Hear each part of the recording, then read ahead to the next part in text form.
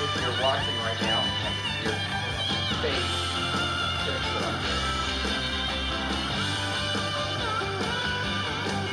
Plug it all in. What's up, bitch boy? What's up, Corey with TR? There we go. Now okay, we're gonna all stuff set up. We got 3 minutes before we start.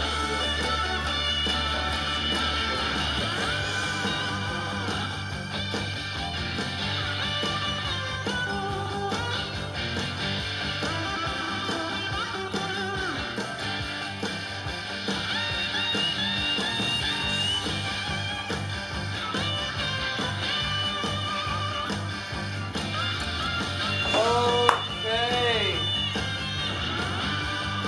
Good morning. Good afternoon. What's up, Sanctuary of Play? We are live on TikTok, Kick, YouTube. We're about to start in a second. Dang, I'm not seeing TikTok comments coming up online.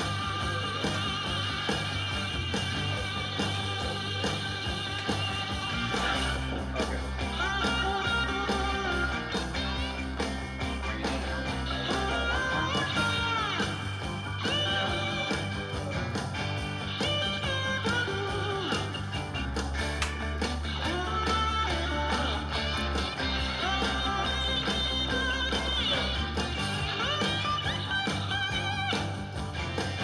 It's in my brain right now, bruh. What the hell now? I don't know if I remember. The TikTok viewers got the behind the scenes. They get to hear everything. We're still, people can't hear us on all the other platforms yet, but you want TikTok to hear us.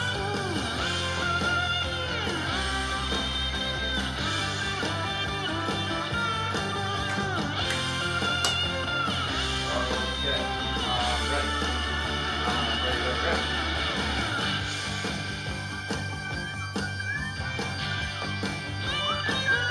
Ready. Final adjustments for all the other platforms. And right now, TikTok is still not working well with our streaming software. So for TikTok, you're going to get this shot and this shot only. If you want to see all the other different shots, and camera switching and audio, then you can watch on any of the other platforms. Purple, which, for the green, KICK, for the 2 to the U. I have to do it like that. I think because TikTok might be like, yo, you know what I'm saying? Whoop. Okay, TikTok comments coming in. Thank you. Whoop. Alright. So if you are watching on TikTok, I can see all of your comments though. And I can highlight them so everyone else is watching on platforms will see them, but you won't see them being highlighted. But I'll talk about it or else you will see it. So go ahead if you want to have questions and channel in the TikTok section.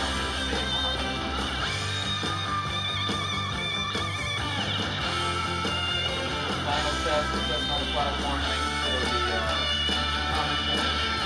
We're started.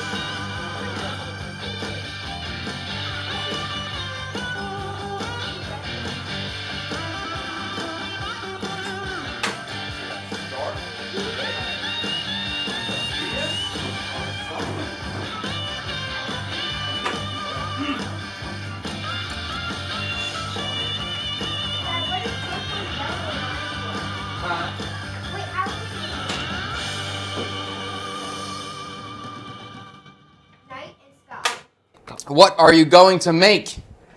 We had a request to do something keto. Somebody gave a big super chat last week to do something keto. So there's something that I've always wanted to see in Vietnam happen. And hopefully maybe we can start a new trend after this video. We'll see. But I'll get into that in a second. I just want to make sure we're live on all platforms before I talk about it. We're live right now. We're going. We're starting. Here we go. Okay, let me clear my throat. Here's the behind the scenes for everybody. Welcome to CKSK, the Chad Kubanov Studio Kitchen. Wait a minute, what? Jimmy, I can't hear you. Forget to press record. Oh, he didn't press record. Now we're in. All right, the cameraman is the best. Sometimes he hits record. Anyway, forget it. Welcome to CKSK, the Chad Kubanov Studio Kitchen. I'm Chad Kubanov. This is my studio kitchen. Today we are cooking the comments, the show where you pick the ingredients and I have to do something with it. On a previous episode, we got a super chat who demanded that we make something keto from Gerard Garcia 85. Let's go keto. Your call next time. So Gerard threw a super chat over here. So we're gonna make something keto today. That was the. Tell him how much he donated. That's okay. That was the. Oh crap! You know what? I was just about to drink this wonderful Rooster beer beverage because it's from Christmas and it's the New Year's coming. But this isn't keto, so I don't think I should drink this actually. I'm gonna put this back. Bummer. Ha, that was how I was gonna start my stream. I guess it's gonna be hard liquor and hard liquor only because that's keto. All right, if you're unaware, keto or ketogenic diet is a low carb, moderate protein, heavy fat diet. And this forces your body to go into ketosis, which then makes your body burn fat instead of burn carbohydrate. And it's a good way to lose weight. And it's also mentally, I was on keto for a while, and I think it's good. It makes you a little bit more mentally clear. I enjoyed it when I was on it. It's hard to maintain though, especially with the lifestyle I live. So, but anyway, for the ketogenic diet, most of the time we're gonna be focused on high fat meats, nuts, oils, butter, and low carb vegetables. So I think the obvious thing for most people is like, hey, just don't eat rice, don't eat bread. Yes, of course, that's not gonna happen. There's no rice, there is zero bread, there is zero carbohydrates in a ketogenic diet. And I think what a lot of people maybe don't think about is that, of course, you can't have sugar, so that's one thing. But you also can't have certain vegetables and fruits. Like fruits have a lot of sugar, so they have a lot of carbohydrates, so really there's no fruit on the diet. You can have a couple berries, but that's still like a cheat meal. And even vegetables, there's vegetable like carrots, onions, have a lot of sugar, natural sugar inside of them. So those are not keto friendly. So there's certain vegetables that we need to be aware of that are not going to be acceptable for this cuisine or this challenge that we're doing today. And with this challenge or this idea for the day, you know, at first I thought, oh, maybe I'll just make like, I'll cook a big steak, put a big slab of butter on it, maybe make some ketogenic bread. And that seemed a little, I don't know, obvious, maybe a little bit boring. I thought about roasting lamb. Again, just seemed kind of too simple. So instead, I want to do something like, I want to use this as an opportunity to show off a technique that I hope gets popular on the streets of Vietnam, that I want to see happen as an option on the streets of Vietnam, because I think especially the younger generation of Vietnam, they're very health conscious, they're aware of it, they're aware of their carbs. Tang's over there always talking about how much protein he eats a day. Like he's a good example of the modern Vietnamese youth who is understanding of the diet. And you know, carbs are something that we're all avoiding. So I'll get into that in a little bit. But basically, we're gonna make a keto Viet soup today, or a Vietnamese style soup that's keto friendly. That's the idea for today. So I'm gonna start with the base. Let me move all my veg out.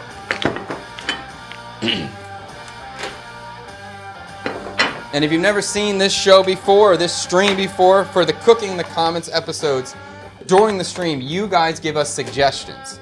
And then at the end of the stream, we vote on it. And then that will be, whatever wins is the next episode's focus or the next episode's challenge, or however you want to phrase it. So if you have any ideas, you can start putting them in the chat at any point during the day. And at the end, we'll make a, Tang saying no. I think the poll is already full. The poll is already full. Well, let's say if you have any great ideas, we'll fit it in the poll.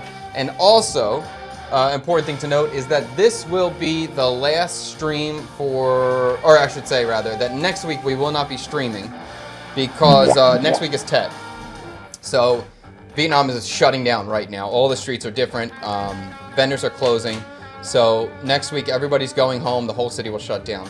I will probably stream in my hometown with just my phone. It won't be in this place, it won't be at CKSK, just to kind of give you some vibes of the countryside, but I'll talk about that later. Just give you a heads up. So next week's gonna be a different week for us. Philadelphia says, what's up? I say, what's up, Joe? Make a gumbo with a Vietnamese twist. We did that, John. We made a Bun Rio gumbo about probably 3 weeks ago. And you're totally welcome to check that out at the CKSK page or at the my other YouTube page, yeah, the Yes Chef with Chad Cooking Up page. A Vietnamese calzone sounds very similar to a Vietnamese hot pocket, which we also did about 2 weeks ago, and you can check that out already. What was the one other thing? Chef, mirror your screen. Sorry about that, Sammy. Thank you. Let's see if I can do that, if I remember. No. Flip camera, mirror video, bada bing. That's it? That's it. Hot pocket right here. Huh? Oh, okay, Tang's popping up. There's the Vietnamese Hot Pocket. Very similar to a Vietnamese calzone. And how about the Bun Rio Gumbo? There it is, Gumbo but Vietnamese. We made a Bun Rio Gumbo. Also, breaking news, top tier news.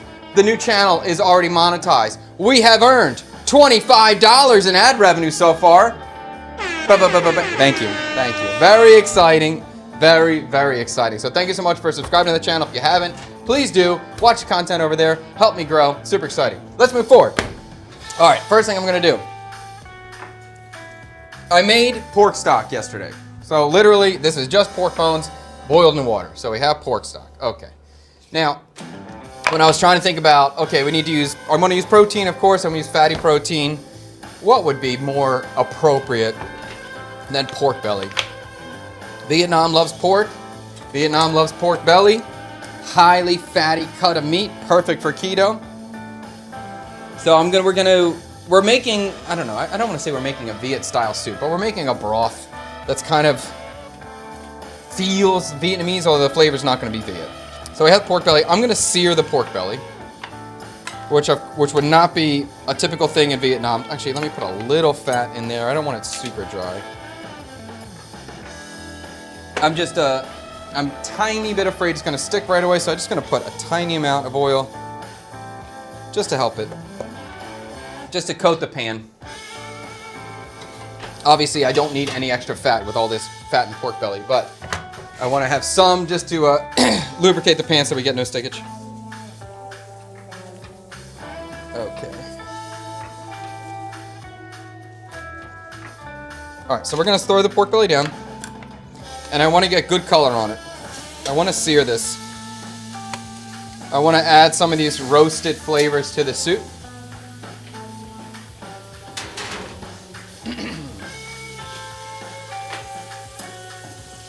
So we're going to let that go at around medium heat. I'll start toasting that and we'll cut the other stuff. Did you find the peeler? Yes, we did.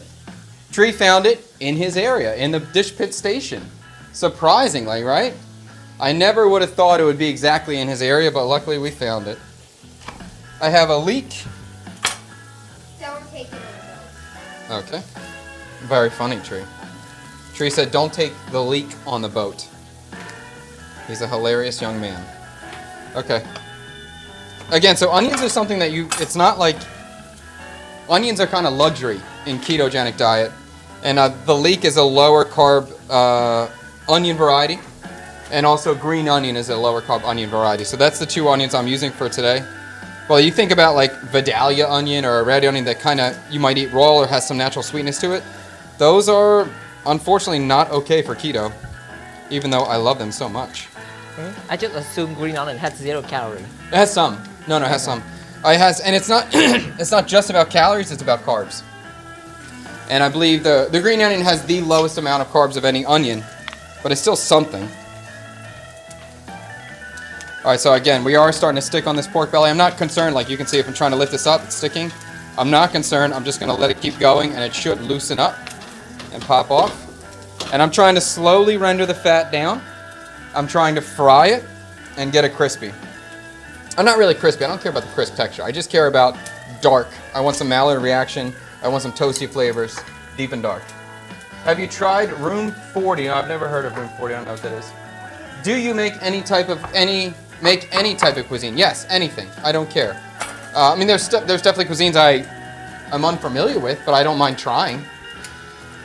But I would say most Western cuisines I can work my way around. Vietnamese, Japanese, Chinese, maybe even a little Thai, Korean. I could do a lot of inauthentic Thai, Japanese, Korean dishes. Yeah, you just do it inauthentic. Okay, we'll let that keep going. And besides, for the leek, I'm also going to add some shiitake mushrooms to the beginning of the broth. So mushrooms are super keto friendly. Extremely low carb, high fiber, probably very important to the food as well. Kind of helps balance out. Are you trying to ready crispy or just make your own thing? Making my own thing. Always make my own thing. I can I mean, like, if you wanted me to recreate a recipe, I can do that. But that's not my highest excitement. I wouldn't say that's my best skill set. Well, this today, I want to try to make a tasty soup that's keto friendly, but also really show off a technique that I want to see happen here. I want this to be available at every soup vendor in the country. There's a shot right here, chef. Huh? What do you think about this? What do I think about this? Oh, what do I think about the new? I think it's good. I think this is a positive thing. Carbs keep us alive, and they're a cheap food, but it's not like the healthiest thing for us to consume. So I'm perfectly happy with this diet here. Although carbs are so good. My wife cooked rice like 3 days ago, and I was just like, that smells incredible. And it was just plain white rice, and I was like, oh my God, does that smell good? I do like rice. Chad rocks. Thank you. Dude, I follow you and haven't seen you pop up for a while. You used to pop all the time. I don't know what's going on, dude. I'm here all the time. TikTok. What's going on, bro? Unfortunately, if you don't, like, play the algorithm game and try to get a good viral hook every time, you kind of fall off. Or your videos don't get shown, or I don't know. TikTok's been so weird lately. So we got good color on one side. I'm going to take it even a little darker. The other side's still sticking, so I'm not going to try to fight it. We'll just give it time. It'll loosen up. Well, the idea is sear this, get the roasted flavor, and then I want all the fat from the pork belly to come out into the soup. I'm not afraid for this soup to have a level of fat on top. I want it to. I'm expecting it to have some fat on top. Have you tried konjac noodles? Maybe. Yeah, I have. No, they're okay. I don't love them. It sounds like not a lot of us are snacking keto while watching, okay? Have you ever had chitlins and you should make a Vietnamese boudin? I've actually never had chitlins. I mean, I've had those parts of the pig before, but I've never had them cooked in a Southern American style. I'm a little curious.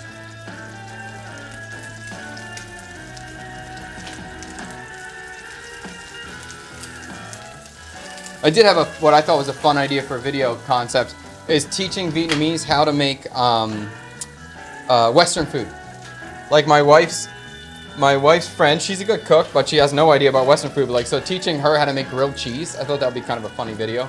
Or even like maybe we do like the 5 basic sandwiches, teach her how to make grilled cheese, peanut butter and jelly, turkey and cheese sandwich, like super stuff that Americans would think is not even a recipe, but for Vietnamese or non-Westerners, they'd be like, what is this food? Get her on the video. Would you like that idea? Yeah. Isn't that funny? I think that'd be funny. I got a thumbnail idea in my head already. Oh, you got a thumbnail idea? Oh, okay. Chad, how did you start cooking? What made you decide being a chef as a career? By the way, if you're watching on TikTok, you are not going to see the comments pop up on screen. We're trying. TikTok's not playing with our software right now. So I'll verbalize the comment, and if you would like to see the comments pop up, you can check out another platform. The Kick, the Twitch, and the Tube to the U. But anyway, how did you decide to start cooking? What made you decide to be a chef as a career? I had no choice. I was attracted to it immediately. I was a little kid who liked to eat, so therefore I also liked to cook. And I watched cooking videos when I watched cooking videos on the Food Network like people watch football or baseball. Like, I was hardcore into it. I knew all of it. That's what I watched when I came from school. That's what I watched on the weekends. I was super into food. I was super into practicing. And I always wanted to go down that path. There really was no other option. Reading comments, not your best skill set either. Well, Buster Cherry, I'm doing my best. Updates on banter country video. What pickled products or products would you sell at the new banh mi shop? I have no updates on banter. We'll see what happens when we get there. Pickled products.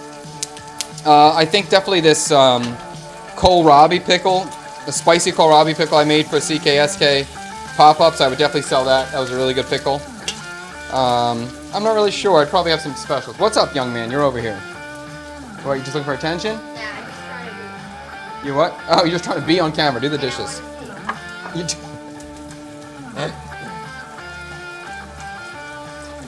You're the GOAT. Definitely introduced to a new style of cooking. Awesome. Glad to hear it, dude. I love it.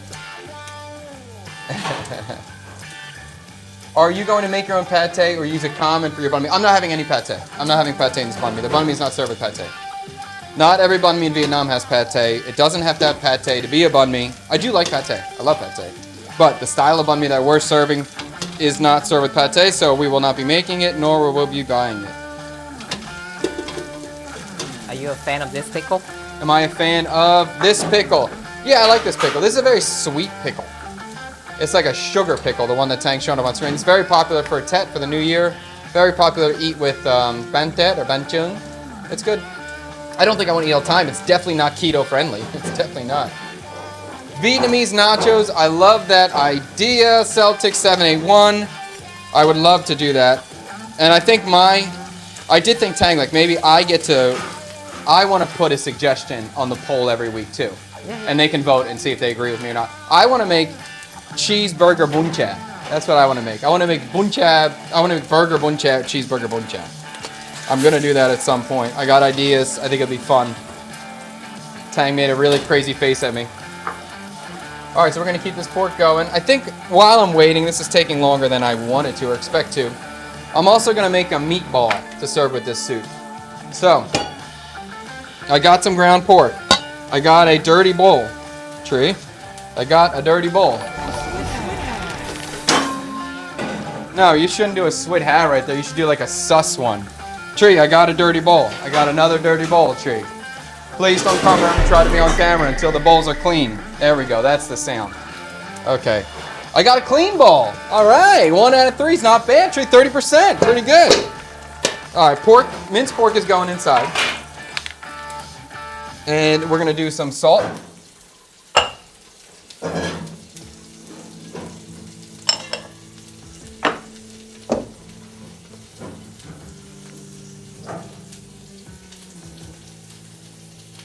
I'm going to do a good amount of dill. If you know me, you know I love dill. I like frickin' dill a lot.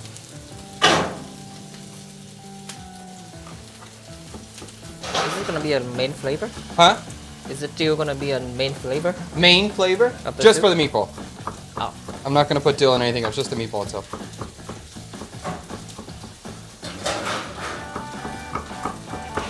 I'm just trying to evaluate how much dill to have. That's enough dill. That's a good amount of dill for the amount of meat I got. I'm waiting for Tank. Bada bing. Okay.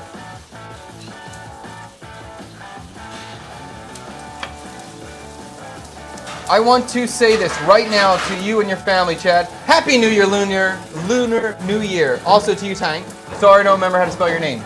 You got pretty close. There's a couple little lines on top, but you're pretty darn close. You got all the letters right, I'll say that. Ooh, mapu tofu dumplings. I like that idea. I think that's a perfect spelling. I'm accept with that. You accept that spelling? I'm happy with that, yeah.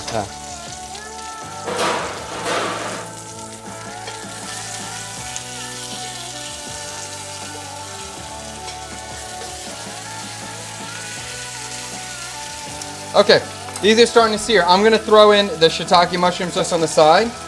And we're going to start to caramelize these too, or fry these out.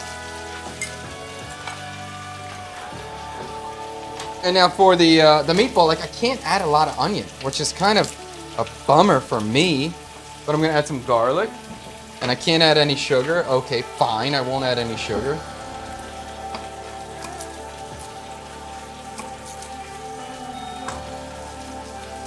We got Fred's mom in the house. Welcome, welcome. Glad for you to pop in again, as always.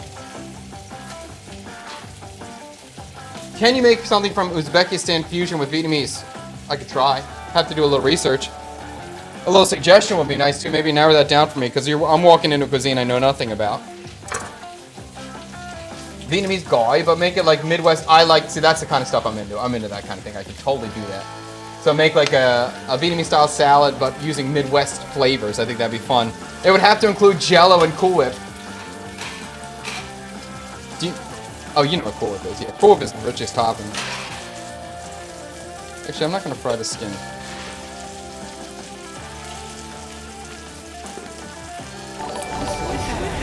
Sweet hat. Am I late? Did you guys miss me? Yes, Charles, you were deeply missed. Chad, have you ever tried Rocky Mountain oysters? No, I've never tried that yet. If you don't know, that's bull's testicles. No, I haven't tried it. Am I curious? Oh, a little bit. I mean, I heard they're pretty good. Tang, are you more freaked out to eat a bull's testicle or bugs? How about you, Tree? What are you more scared of, eating a bull's testicle or bugs? Goodbye. This whole time you want to be on camera and then I ask you a question, then you run? I'd rather eat. Alright, Tree. What would you rather have? I'd rather eat bull testicle. I would rather eat a bull's testicle than a bug, too. How about a bull's penis? Would you rather eat a bull's penis or a bull's testicle? Which one's weirder? Both is weirder. Both are weirder? Yeah. Alright. Thanks, Tree. They're dead already, buddy.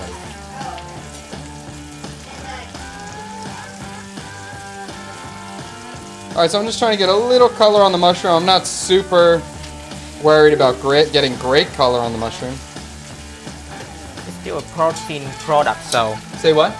it's still a protein product. So when you cook it, it's you don't even know it's a bull's testicle. I don't think that's true. I think Really? you know.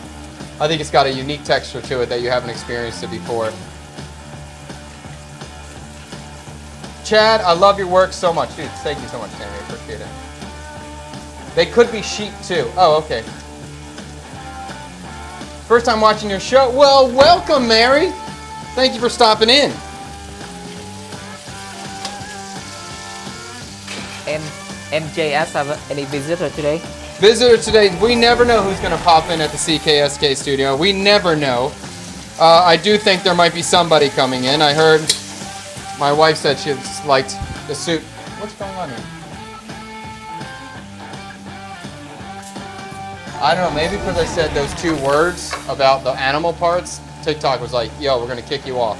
Okay, I won't talk about food anymore, TikTok. So sorry to upset your algorithm. Okay, anyway. But definitely not Cyber Daddy. Cyber Daddy's in the countryside already. He's doing his Vietnamese family things already.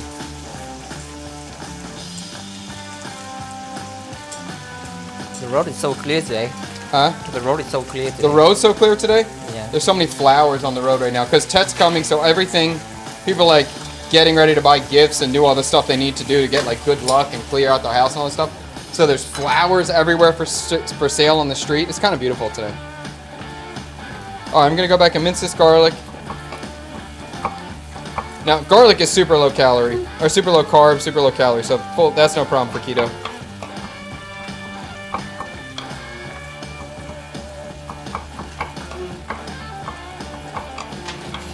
Okay, we'll mix this up. Garlic's inside.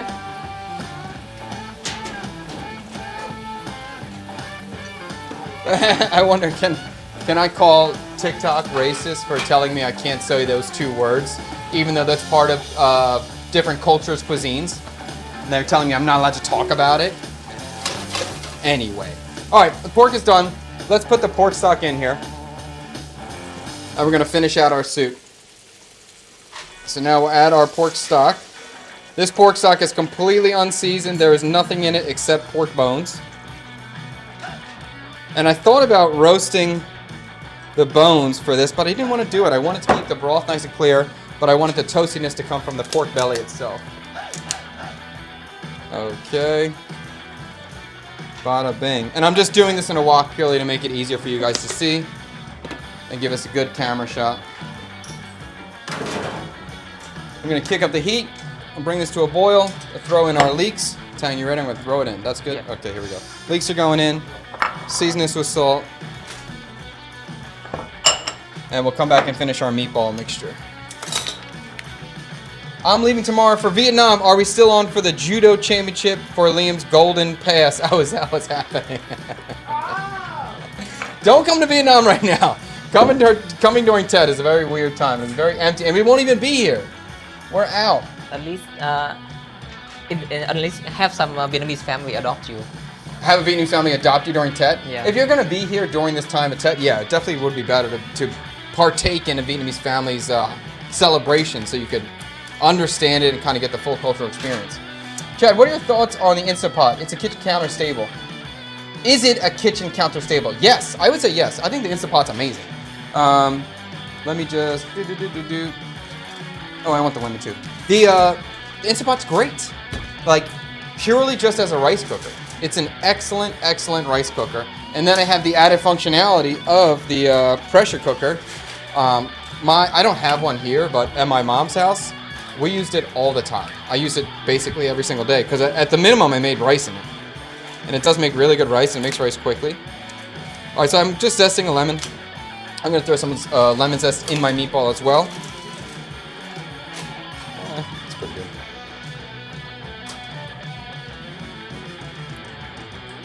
I'm looking at this right now. I wasn't planning on it, but I'm kind of thinking like oregano might be good in my meatball too.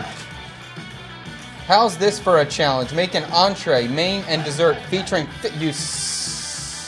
nice person. They want me to use yip ga in every course. Oh, that's really hate. I do hate that. I will no longer respond to that comment. Do you have a favorite flower that is used in decorations? I like the I don't know what I don't know what the blossom is. What's the pink one? Đào. Đào. I like Đào. I think that one. Oh, it's peach blossom, right? Yeah. I think that one's really pretty. The little pink flowers, and it kind of just looks like a twig, and all of a sudden these little pink blossoms just pop out from what looks like a dead tree. That's pretty cool. I like that one. How do you decide which of your knives to use? It's just always this one. It's always this one. I love this one so much. Usually this is the mainstay 85% of the time, unless I am working with something that has a bone. This is never going to interact with anything that has a bone, and it's never going to interact with anything that's a very hard protein. If I'm trying to like cut a pumpkin in half, no. But as long as I'm not doing something that's going to damage a blade, I prefer this because it's the thinnest and the sharpest. But how do I decide? I will use the thinnest blade that I possibly can, as long as it won't damage the blade. And when I'm dealing with something that has potential to damage the blade, then I use a thicker blade. That's when I'll bring out my big boy. My big boy for the big stuff. A little flexible petty for anything that deals with bone or any sort of intricate work where I'm trying to get around something. But really, I could go into any kitchen in the world with these three and survive. And I could go into any kitchen in the world with these two and survive. I don't need this one. I just love this one. This one will give me the most precise, nice cuts, the cleanest cuts, the smallest dice. And I do like knife work, and I do pride myself on having pretty good knife work, so I like to get some precision when I have the time to do it. This flower. What up? This flower. Oh, that's the flower I like. Yeah, that flower is very pretty. But when you first get it, too, it doesn't have all the flowers. It just looks like twigs. And it's cool how they pop out. They pop out like crazy in Dalat this year. They're growing well in Dalat this year? Or you just mean this time of the year? Not every year. Oh. Today just pink the whole street. Oh, okay, yeah.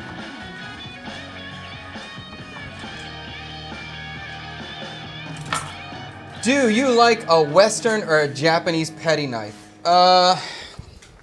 If we're saying petty, I assume we're talking about this shape, because some people will call this a boning. I use this as a boning knife, but I prefer a Western petty knife with some flex. I want some flex on it because I want to use this as a boning knife as well. Remove fish sauce from Viet food and it falls apart. I would say that's true for 85% of the dishes. There's some dishes where you don't have it, but most you do need it. You don't wear glasses anymore. No, I did get the LASIK. Wait, how do you know that you I don't know, maybe saw content before I was wearing glasses. But yeah, I did get LASIK, so that's not... And luckily it went well. I got the LASIK done before I heard any of the horror stories that can happen from it. I don't know if I heard all the crazy stories if I would have done it, but I did do it and everything's fine and 0 negative effects, so that's good. I got haunted by the Final Destination scene. Is there a LASIK in the Final Destination? Yeah. What, Final Destination 9 or something? I think I saw the first 3. I don't remember anything. I think it's the one with the 3, I think. Really? Yeah. Can you turn the air on, Tree? I'm getting hot in here. air? Yeah. Starting to get warm for me. Oh my God, Doug, I love it. I think I'm addicted to CKSK. Well, let me fuel that addiction for you. Good. I'm glad to hear it. This is the healthiest addiction you can have, I think. Although, okay, TikTok's. This behavior is not in line with our policies. Gifting is suspended in this live reason, featuring continuous and monotonous actions without clear objectives for stating engagement. Dude, TikTok, you suck. Not you users on TikTok. I love you guys, but TikTok is a platform. You suck now, bro. You suck. I'm obviously cooking. Oh my goodness. Okay, I'm gonna chill out. All right, I'm cool. Thank you for watching on TikTok, but TikTok is a platform. I love TikTok. We need to talk, bro. All right, lemon peel is going into the pork. Here, look, TikTok, I'm doing something. I'm moving forward. I'm not standing and doing something monotonous. Anyway, lemon peel's inside. Black pepper's gonna go.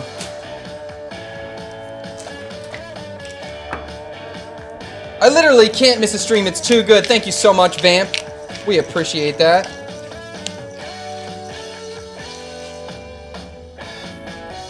Are you using local TikTok or the US TikTok spinoff? I'm not really sure. I think it's probably local because when we try to use a VPN, it doesn't work. So it must be the local. All right, good amount of black pepper going in. I think that's probably going to be appropriate. Let's give this a mix with some gloves.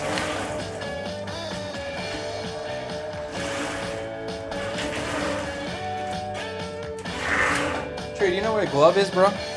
Buddy, boy. Oh, I found one. Okay.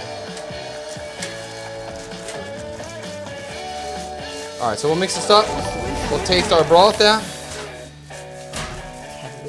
What is that, dude? It's a bit. What platform? Oh, that's a bit. Yeah, sandwich from. She needs some milk. Who's it from? Oh, she needs some. She needs some milk. 2-3. Where is that from? Movie from? I don't know. Is that like from? I kind of think that's funny, but I'm afraid to comment on it because I don't know what it means.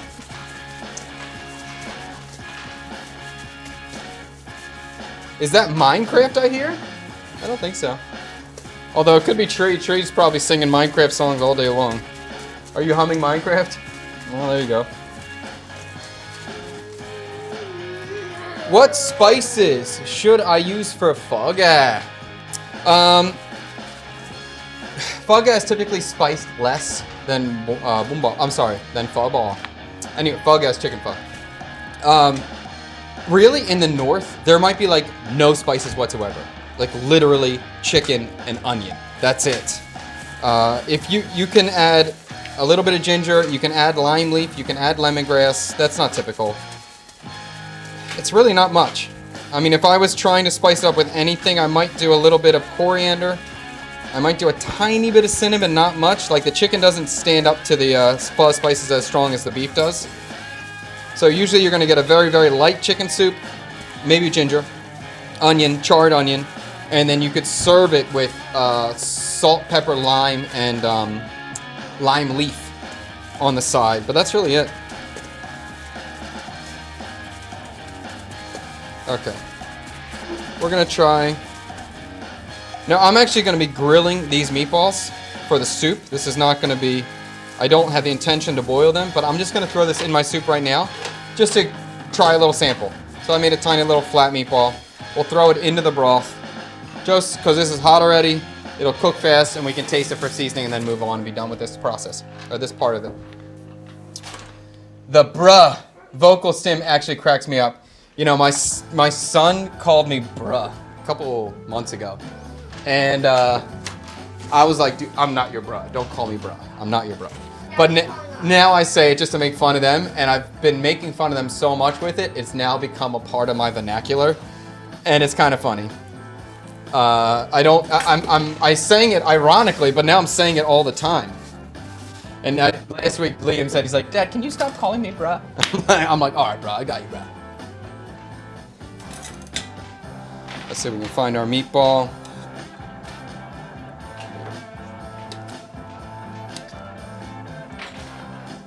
A couple more seconds.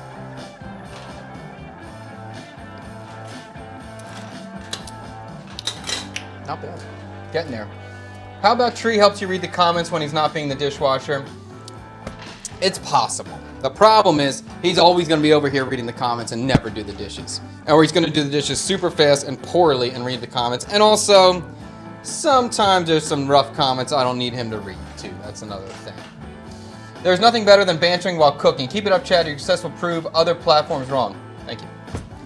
What are you cooking today? We are making a ketogenic friendly Vietnamese style soup with a unique technique that I want to see happen in Vietnam, but we didn't get to that part yet.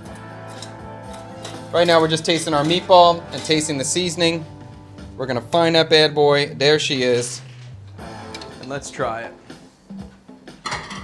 Corrupt Viet send some chat emo. Corrupt Viet said what? Send some chat emo. Oh, some Giga Chads? Yeah. Alright, so this is my meatball. Dill heavy. A lot of lemon. It needs salt. Oh my god, wow, so good. Chill. Yo, chill. This is good. And I say it needs salt, but when it cooks on the broth, some salt's released immediately. So if I seared this in a pan, it would be saltier than it is now. So I'm factoring that in. So I think it's actually pretty darn good. I love the lemon in here. I love the dill. Oh, cool. Okay. I'm gonna put this aside. I'm ready for that. In the soup. Green beans are, as I'm thinking about this coming together, I'm just looking for some extra texture in the soup itself because we're not going to have noodles. We're not going to have bone inside. So I thought some green beans would be good. And they're very, very low carb. I'm just going to get a few. We'll cut them on a bias. And we'll finish them as a garnish for the soup. Snip the tip.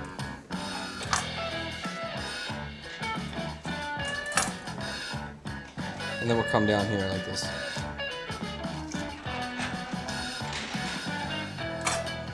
I think that's gonna be, huh? Yeah, you can have it, go. That's gonna be it. What do you think about the tournée cut, Chef? I like it. I like a good tournée. If you're not aware, tournée is a football-shaped knife cut, 7 equal sides. It's a little oblong oval thing. I like it because it's hard. And it can kind of prove some skills. If you can tournée something, you're a badass. It's hard to tournée, and it definitely takes time. Nobody tournées well their first time doing it. So I like to have things that prove efficiency and prove technical ability. But I mean, if you're doing a tournée, there's a lot of trim, there's a lot of waste, so you need to use that effectively, not waste it. That's a tournée knife that Tang's bringing up right now, aka a bird's beak paring knife. Stream needs a banner with what the dish is. Not a bad idea. Not a bad idea. There you go. Chad, I missed speaking of the stream. Already making today. Wait, sorry, just went into that. Oh, it's okay. Well, if it's Fred's mom, I gotta say. We had somebody super chatted last week to make something keto friendly. So we're making a Vietnamese soup, sort of, a new style that's gonna be keto friendly. I did that already, buddy. How about making a dumpling that encompasses Vietnam in one bite? That's an interesting challenge. That's an interest. I like that. I have an idea already. That's a fun one. We are freezing on TikTok. Are we still freezing on TikTok? How about if you're watching on a different platform than TikTok, let us know if we're having any freezing issues. And maybe TikTok just doesn't like us right now because we're doing monotonous things apparently and breaking the rules.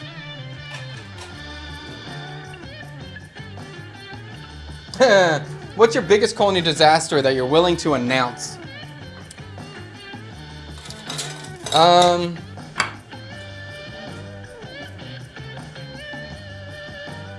When you say culinary, if I take that as a food disaster, I can't really think of anything that's like too humongous.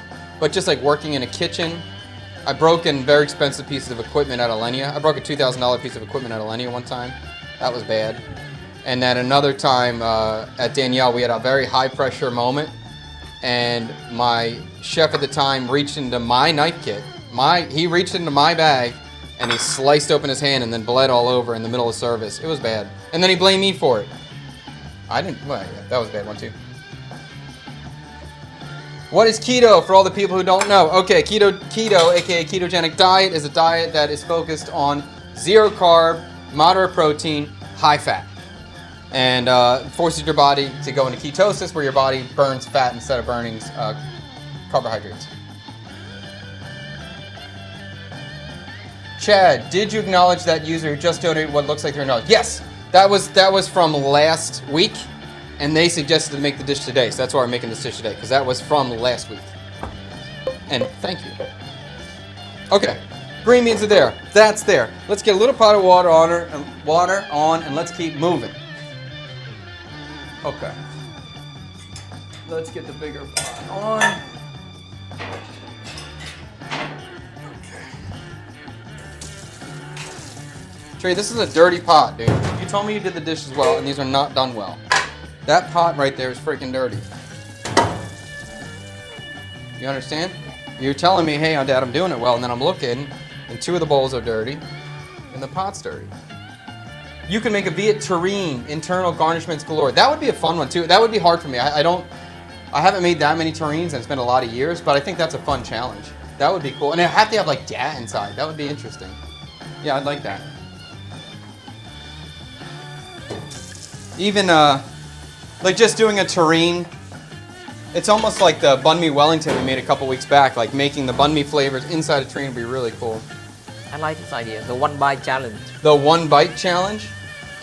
When I worked at Alenia, I was in charge of the one bite station. So one bite is something I'm comfortable with. I made a lot of one bite things in my life. Tree, Miss Stick Girl says you need a better dishwasher. I don't disagree. We may have even had a little JD over here. If you watched the last video on YouTube where we went out with JD, like this Can You Survive in Vietnam for $5 video, she's going to be a great little worker. I'm going to hire her very soon. Tree's going to miss his opportunity of getting paid, being a young man, getting a job. Corrupt Viet.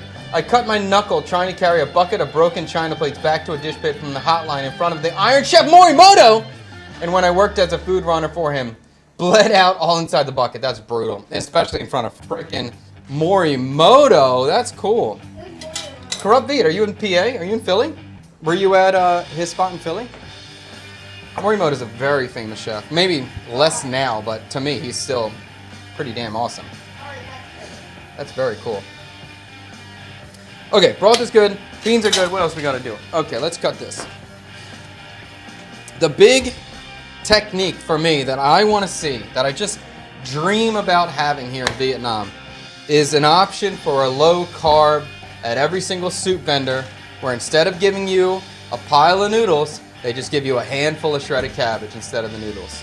Just sub the noodles for shredded cabbage. That's what I want to see. That's what I want. Shredded cabbage is already a big part of the cuisine. Shredded cabbage is super common for most of the different goi, for most of the different style of salad. So it's already here. It's not like this will be a new technique. It's already being used. It's already being prepped. And we just need vendors. We need people to tell the vendors, hey, like, I really would love just a handful of shredded cabbage instead of rice noodles, because I'm just trying to eat low carb this week. And this would be such a simple solution, be such a cheap solution, easily available.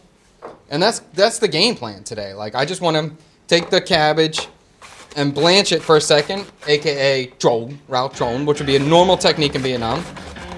And that's what I'm going to use as the base or the bulk of my my noodles. It's so simple. What do you think about that? I think when you ask the vendor, I think they probably do it for you. But not all, like a pho vendor's not going to have cabbage. Oh yeah. And a bún bò vendor won't have cabbage. So most of the soups where I want this to happen, they won't have cabbage in their station already.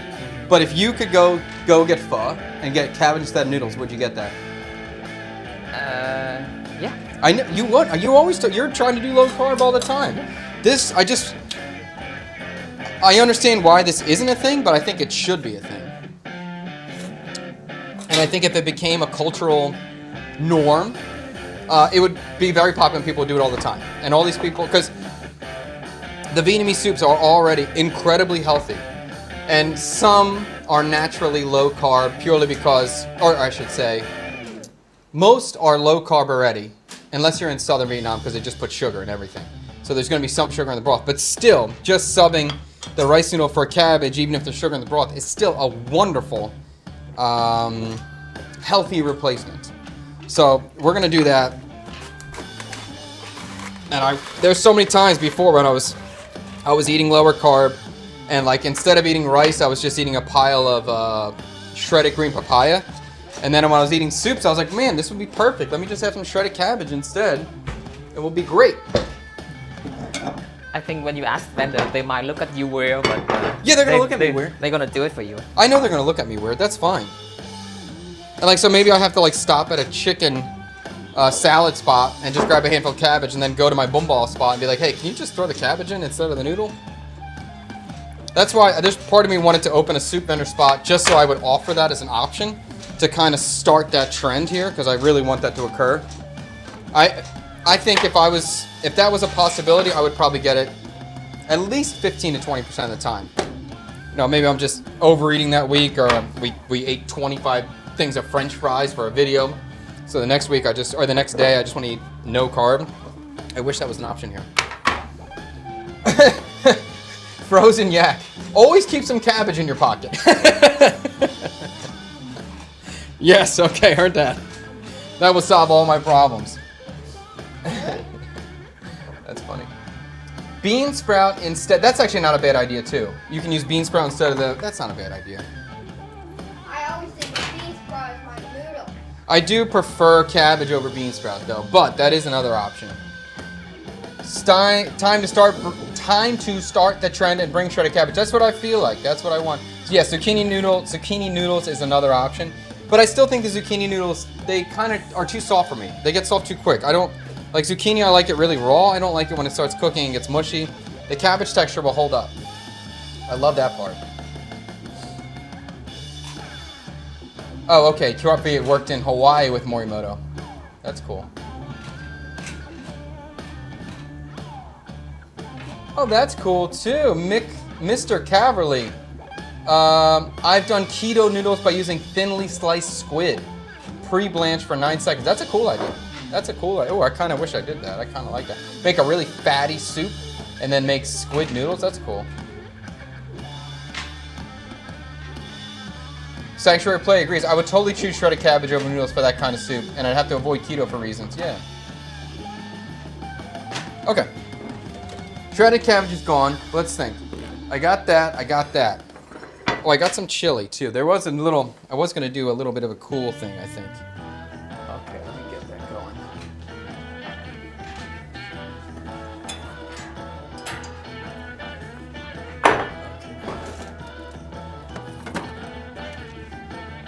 I was thinking about adding an egg to the broth at the end. I have 2 here. I have no idea how old these eggs are.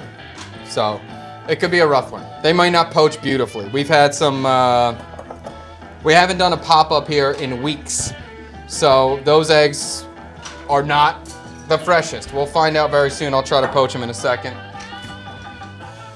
Maybe you can make green eggs and ham with them. Yeah, maybe you can eat the green eggs in hand with them.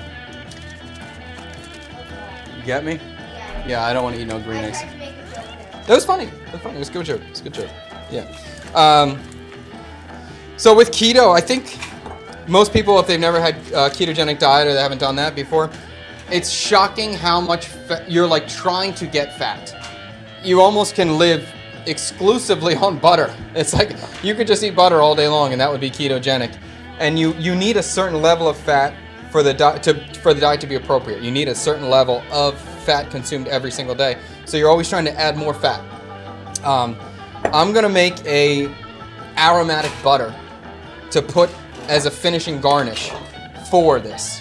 So I have a little bit of butter in a pot, and basically we're gonna make a little bit of a spicy garlic butter. That's the idea. So I have the butter. I'm gonna fry a little bit of garlic in it, and I'm gonna fry a little bit of chili in it. So that's gonna also give us a little bit of heat as well.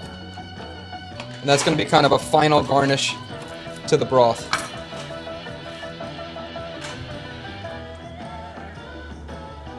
Cody Chung, just want to say your content is amazing. I can see the amount of work you're putting in your channel and hope it all pays off. Thank you. I appreciate it. I am hustling. I'll say that. I'm glad it's you can see it. We are putting in the effort. I'm trying to keep it real, keep it authentic, but also like play the YouTube title and play the YouTube thumbnail game and the TikTok game. I want to try to play the algorithm as much as possible, but also just stay real. Don't fall into the trap of being a fake person making fake content.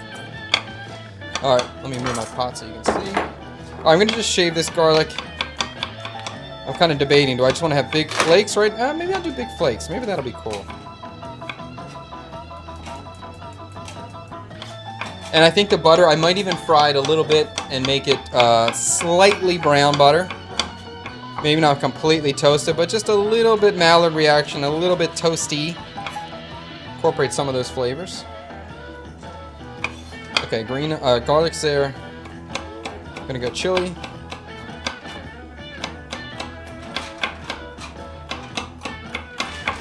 Okay. I'm not cutting crazy into the seeds of the chili. I'm trying to just keep the fruitiness. I don't want this butter to burn me out or anybody else out. I want to be able to add more chili later if I want more heat. I'm just trying to make this butter right now very flavorful. So let's get this on the stove. We'll melt it down. We'll start toasting it a little bit. And this is actually going to come together pretty quick.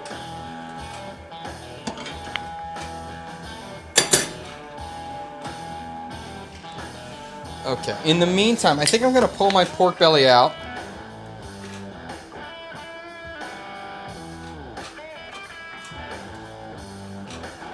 Yeah, I think that's going to be good. All right, so I'm going to pull the pork belly out. Trey, there's dishes over here, dude. Yeah, you don't, there's freaking dishes right there. Okay. Pork belly's going to come out. We're going to let this cool down. And you can see, like, for me personally, I don't love pork skin, not in this fashion. So I didn't sear it. I knew if I seared it, the skin was going to get in a texture that I think was going to be pleasant. So the skin is unseared.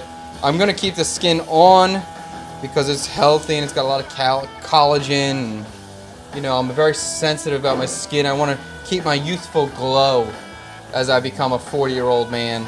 So I'm going to keep the skin on. I'm going to let this cool down before we cut it. You know what will help you to reach that goal? What will help me reach that goal? Yeah. I'll tell you what. It's hard for me to not say anything. Go ahead. You go first. Rau diếp cá, fish meal. Oh, diếp cá. Oh, okay.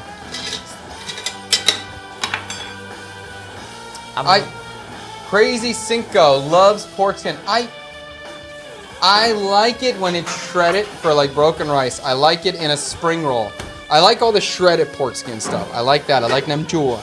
But I don't like super braised where it's really tender and gelatinous. Not my favorite thing in the world. Yeah. So and I just want to cut as thin as possible. I do actually like goat skin though. I like it when it's a little chewy, that goat skin. I can appreciate that. All right, TikTok's making me play games. TikTok, I love your platform. You're so great. You're so easy to use. Ah, that's funny. Vietnam is the sound that comes out when you signal tree to wash dishes should be the bruh. Bruh. Any rendition of pork rind chicharrones there? Yeah, but they don't need it as a snack. It's part of like a sauce that they put on rice. Okay, so when I was thinking about doing this, I wanted this soup to be fatty, right? So we do have some fat in here. We do have some fat emulsified in the broth. So before the broth was super clear. Now the broth is not clear anymore because we have some fat emulsified. We have some fat riding on the top. This looks good. This is exactly what I was looking for. It's pretty good. It's pretty good already. Do I want to add anything to this? I don't think I'm going to need to, because the meatball is going to go in there and we're going to have the seasoned butter. I think it's going to be pretty good. I probably will add a little bit of salt at the end to finish it. But we're frying this butter right now. And for the garnish, one of the garnishes for this, because there's always 6,000 garnishes, it's going to be some green onion. Green onion we can have in keto. It is the lowest carb. It is the onion variety with the lowest amount of carbs. Yes. Luckily for me, because that's the one I wanted to use, and luckily that was the one with the lowest carbs, so that's fantastic. So I'm gonna mince some green onion. What was that? Misclick. Sorry. Tang hit the wrong button.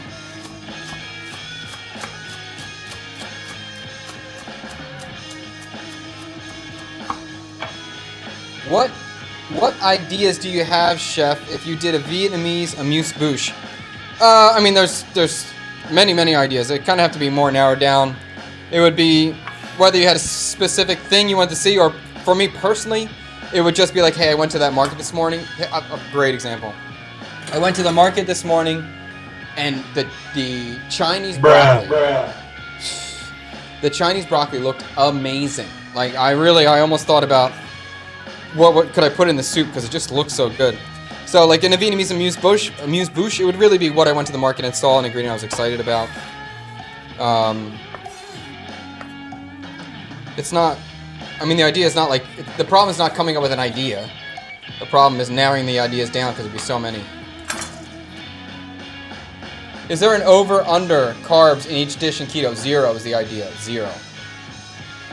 Do you use banana flowers there in the soups at all? Banana blossom will give you 51 grams of banana blossom on 3 grams of net carbs. Yeah, that makes sense. Yeah, banana flour is super popular here. Very common. And it seems like a low carb food. It definitely does when I eat it. I'm gonna do a little more green onion. I think my wife might pop by, so I think she's gonna want a lot of green onion. Although I should tell her to bring her own noodle. I replace my noodle with green onion actually. You replace your noodle with green onion? Yeah. Oh, really? Because it's got the same satisfaction. Yeah, the chew. So you're just eating so much green onion? Yeah. I have no problems with that. I like that. Have you ever dehydrated fish sauce to use as a dry seasoning like salt? I remember doing something like that. I want to try to get... I remember thinking about it. I don't know if I did it or not. But there's also, like, if you have really old fish sauce, all the salt starts to kind of collect together. And I know I used that before. No, I don't think I dehydrated it yet. But totally would be a great idea. Be a great idea.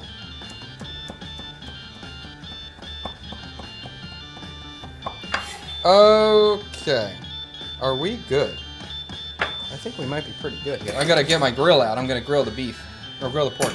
Let me finish frying up this butter, so I can pull that off the stove. And then I'll start grilling my pork meatballs, and it's gonna come together. We're almost there. This is gonna be a fast one today. Ask and you shall receive, Jack. What's that? Bruh. Is that Yeah. All right, let me taste the soup again. I'm gonna pull the leeks out. I'm not gonna serve these because they will add some carbs to this. I just want some of that flavor.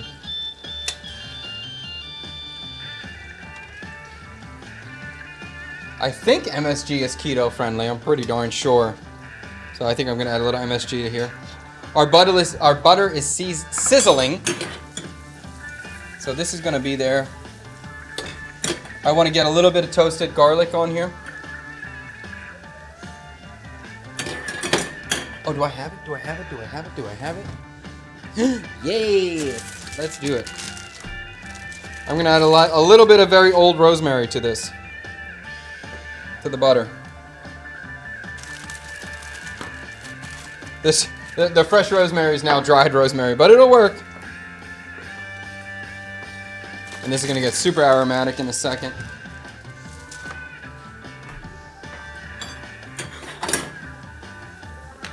Smells great. It smells fantastic. Okay, we're getting a little bit brown. We got some brown butter vibes going on. We got some rosemary toasted. And the garlic is toasting. So I'm gonna pull this off the heat. We're gonna put the water back on. Okay. And I think once I want to, part of me thinking about the meatball thing is also I'm kind of thinking about konjac a little bit. So I want to take those grilled meatballs and throw them right in the broth. So I just need to make sure I have everything ready to go before I start grilling those meatballs. So I'm going to cut my pork belly before we grill the meatballs too, because part of like the reason that if you don't know konjac is a grilled pork noodle from northern Vietnam. And after you grill the meatballs and grill the pork belly, you throw it immediately into a broth of fish sauce. So all the fat from the meatballs kind of goes out in the broth.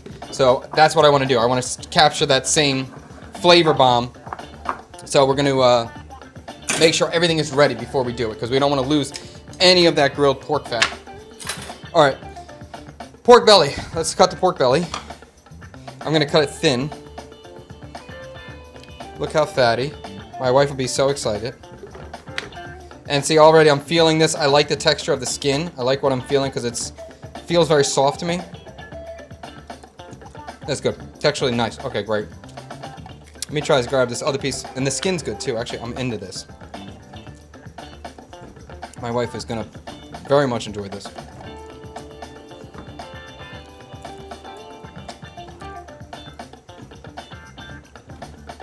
Okay.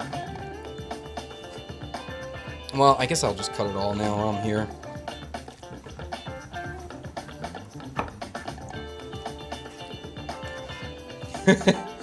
You work fast, Tang. Love the new dishwashing call. Oh, I thought I wanted him to be the new dishwasher. You can make scrambled egg noodles as well. I know there's a way to do that. Yeah, that makes sense. You can totally do that. Keto's cool. Like for my current job, it's impossible for me to do it. Not on a consistent basis. And if like you're doing keto, you got to be consistent with it. But if you have the ability and you can lock in and do a ketogenic diet, I would definitely recommend trying it. I think it's a very beneficial thing. Can you do a bruh for the next Cook the Comments video and see how many times Chad says bruh? Okay. Oh, that could be on the bingo board. Oh yeah, bingo board. I really like the texture of this pork belly. I'm super happy with it. It's like, it's tender. It's not fall apart though, but it's really, really nice to bite into. It doesn't have much chew to it at this moment. So that searing and then what, like a 15-minute boil or something, 20-minute boil really worked out well.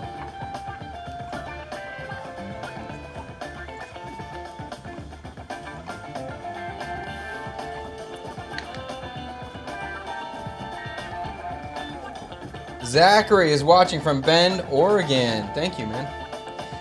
Michael has told me that I would love Oregon. Or Oregon. He said, because I told him, I was like, dude, you got to come to Vietnam. You're going to love Vietnam so much. And he's like, the same thing you're telling me about Vietnam, I'm telling you about Oregon. You're going to love Oregon so much. So I'm curious. Oh, that's so funny. How about a bruh counter? Did you see that? That would be really funny. That would be really funny. I'm hyper curious to go to Oregon. Hyper curious. I do trust Michael's opinion in this department, and I'm a man who loves freedom and to be left alone, and I'm hearing Oregon is a good place for that kind of thing. I get a house in the woods and kind of being able to do my own thing. I would love that. Just stay out of Portland. I heard Portland's not, if I'm going to Oregon, it's not for Portland. That's not the most attractive thing to me. I just want to go in the woods, beautiful nature. That's what I hear. Could a cha bom ga carbonara be a thing in place of guanciale? Yeah. I don't think it would be giving you exactly what you think guanciale is giving, but it would be good. I don't think so. What don't you think, young man? Let's hear your opinion. Because there's no fat. There's no fat in it. Exactly. So really, if I was doing that, I would toast the cha bom in a pan and sprinkle it on top to get crispy effect, but it wouldn't give you the fat that the guanciale would give you. I would just use chicken fat. I would use chicken fat for the guanciale, or you can cut the skin and then render that and use that, and then the cha bom would be a garnish on top. That would be the best way to do it. Nature is great in Oregon. They don't let you collect rainwater. Yes, I've heard that too. So then I keep hearing like Oregon's like super freedom, but then there's some dumb rules. What? And so I don't know. Right now I really like North Carolina. If we were back in America, ooh, that's getting better right now. That's pretty damn good. I'm not putting anything else in there. That's good. That's good. Okay. All right, we're good then. Butter's good. That's good. Cabbage is cut. I need to blanch those. Let's open this thing and check it out.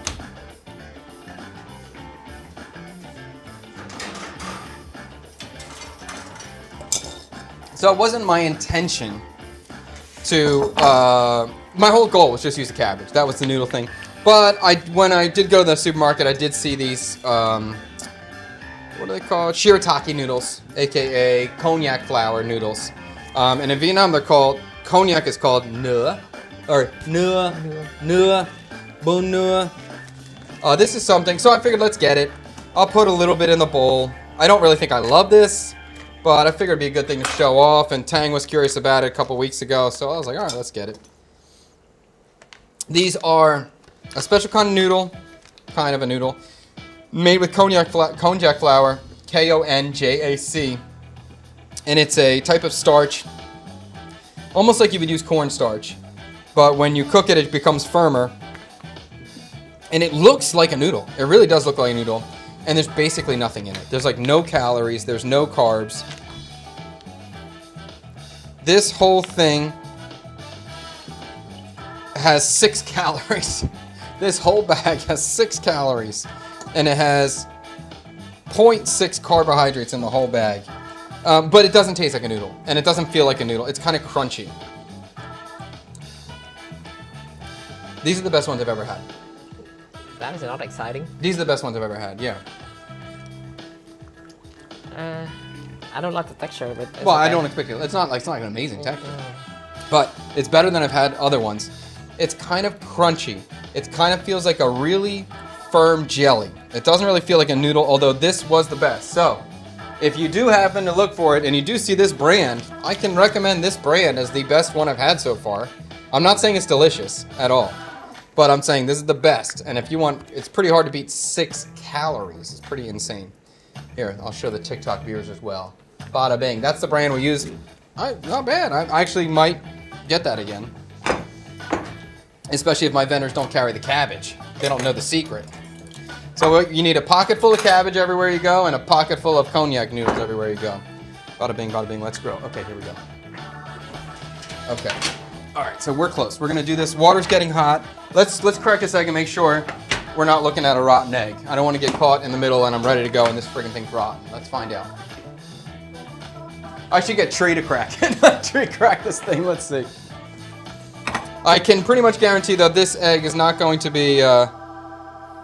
Tell me if that's a clean dish or not. Is that a clean dish? Let me know if that's a clean dish right there. You see a clean dish? Is that clean, or should I just give this one back to my sweet, sweet boy?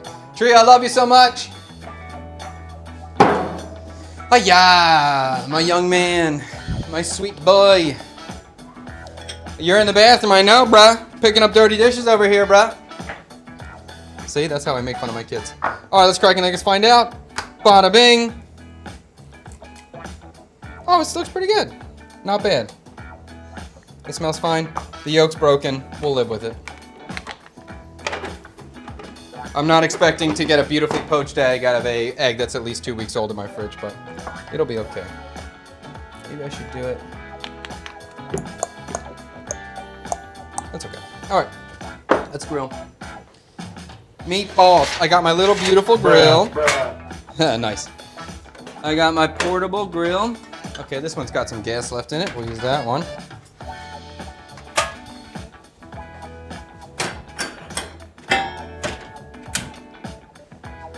Okay. Can you guys see? Now I'm gonna move you guys a little bit just so you can see the angle of the grill. That's not bad. That's good. Okay. And what am I doing? Meatballs.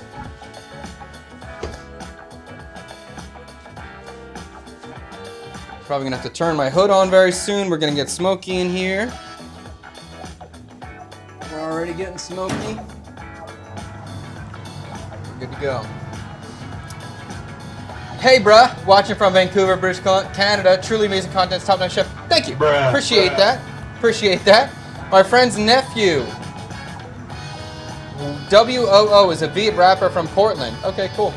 Whoa, or woo. CK, big fan. Thank you, JT. Appreciate that. I love seeing a good Vietnamese broth. 100% agree. Have you ever been to Utah? No. Hyper curious. Hyper curious. I want to see the Midwest. I want to see that area of the country. I'm very curious. I've had a cousin who lived in South Dakota, and I've had other family members visit him in South Dakota, and I've heard great things. It just sounds beautiful. Southern Utah is totally different than northern Utah. Personally, south all the way. Okay, cool. Rinse them well. Oh, the noodles rinse well? Okay, I'll rinse them well.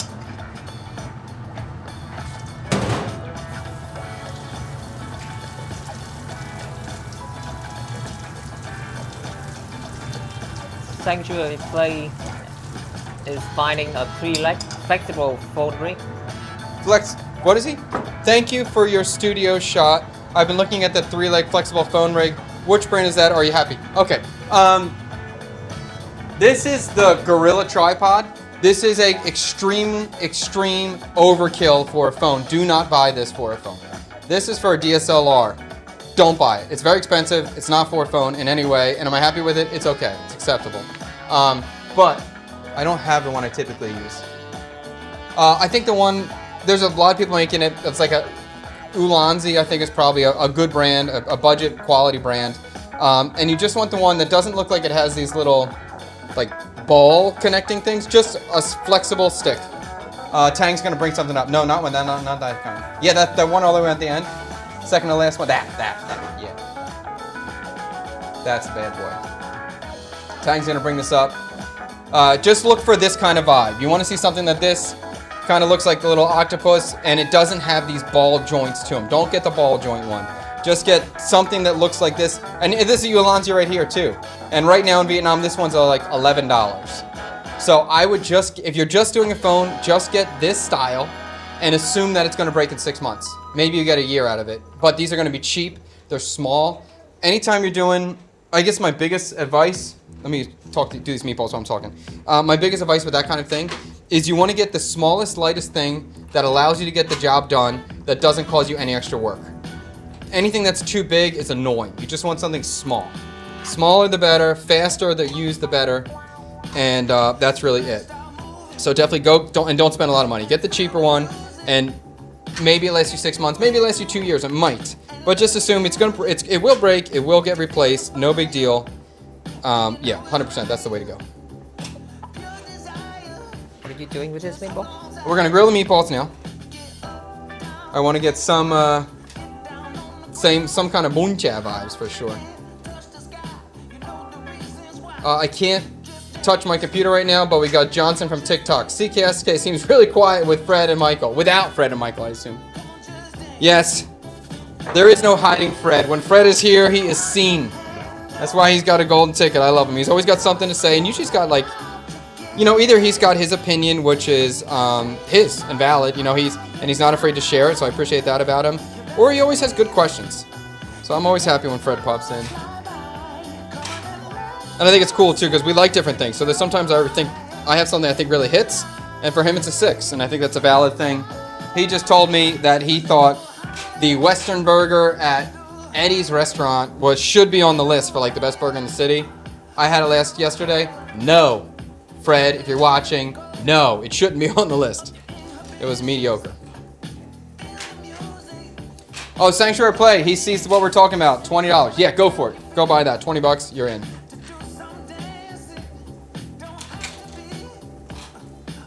Jung Forever. Sometimes I order pho, no noodles, add cabbage and broccoli. Can you still watch what? Jung, you're always welcome. You can always watch. But yeah, that's basically the plan. And I think that's a great strategy.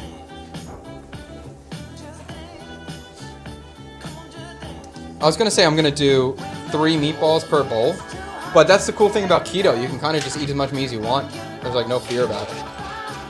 Get to Vietnam there. I aim to embarrass my kids like you when they're older. 100%. You must embarrass them at all times. Right, young man? Right, young man? Yeah, that's it, bruh. That's it, bruh. Bruh. We just love your dishwashing abilities, bruh.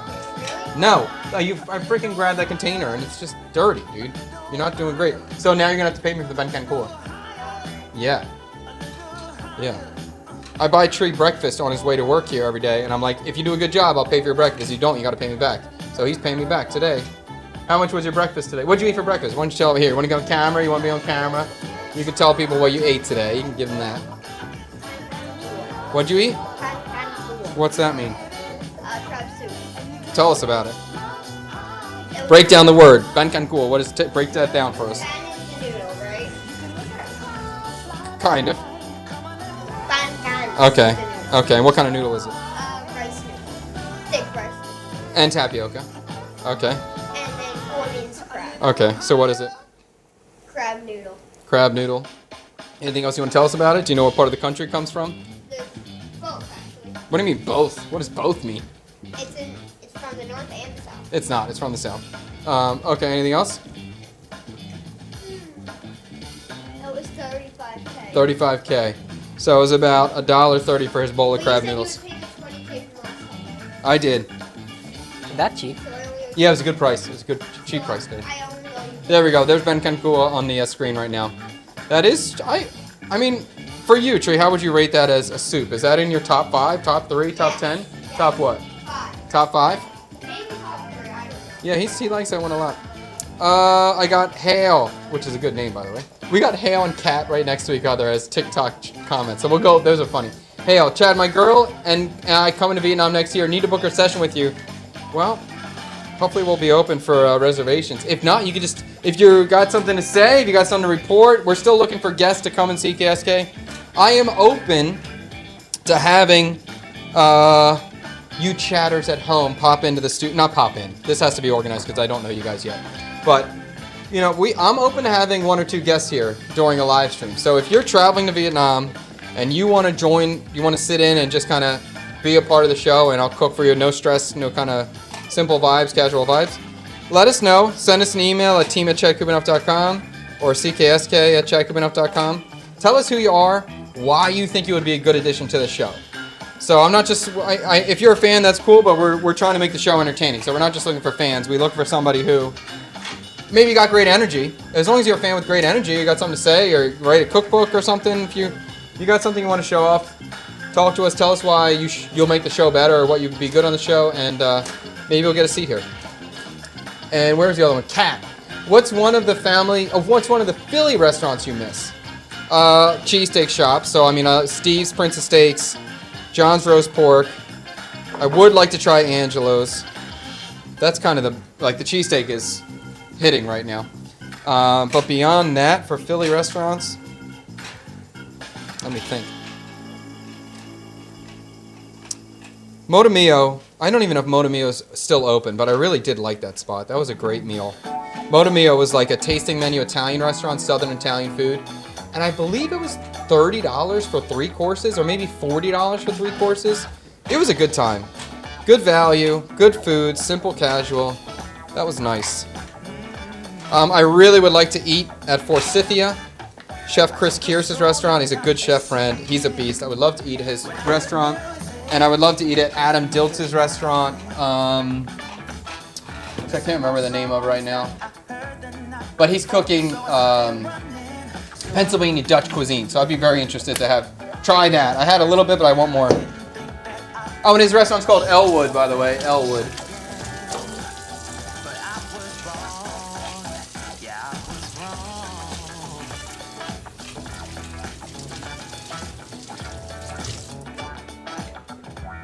Okay. Pork belly, or pork meatballs are grilling. I'm gonna blanch a big old thing of cabbage. Actually, let me blanch the green beans first.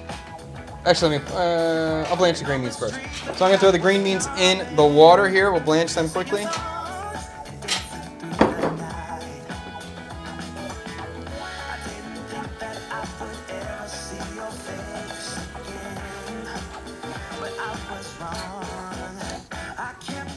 We're gonna do all these vegetables in kind of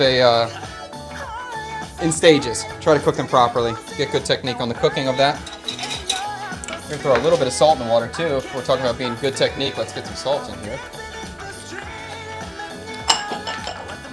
Chad, when's the next banh mi pop up? I don't know, Miss Toy.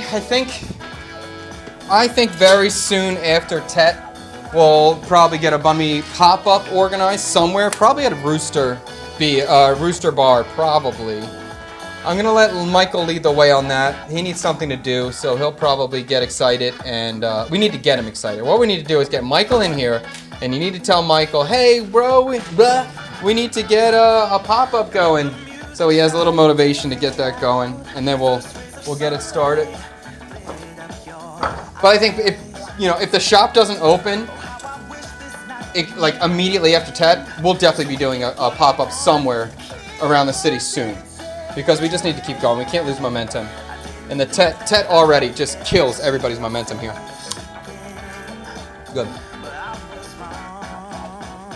Jung, what's that? What's the thing that Vietnamese cooking is missing? It's missing cabbage as a substitution for noodles at every single soup vendor in the city. I'm gonna pull the green beans first. I want to see every single soup vendor have shredded cabbage in their stall as an option for people going low carb. So we can just walk over and we'll say, hey, give me, what would you say low carb? How do you say low carb? The Vietnamese man doesn't know. It tinh bột. It tinh bột. Tinh bột. Tinh bột. Oh, Yeah. tinh bột, that's how you say it? Yeah. Just flour? I just eat low flour? Tinh bột is carb. Flour is Bột. Is bột. Yeah. And now you're saying thin bột. Yeah. You're referring to flour in some way. Interesting. Okay. Tinh bột is carb. Yes, but I want every single soup vendor to have an option for a low carb. Have some sort of noodle substitute at every single vendor. That's what I want to see. That's what's missing as a average daily eater in this country. I would love to see that. All right, let's play in some cabbage.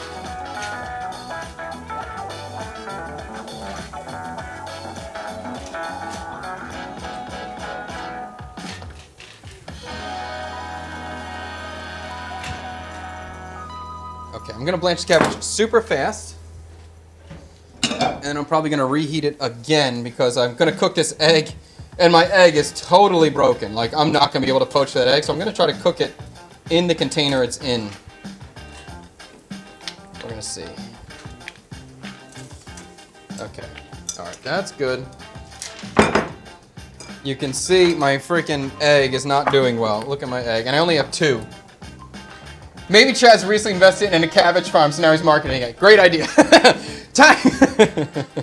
Tang's going back to the countryside for Tet, and we're gonna buy some farms. Oh, the eggs. Yeah, we're gonna go buy some cabbage farms now, ASAP.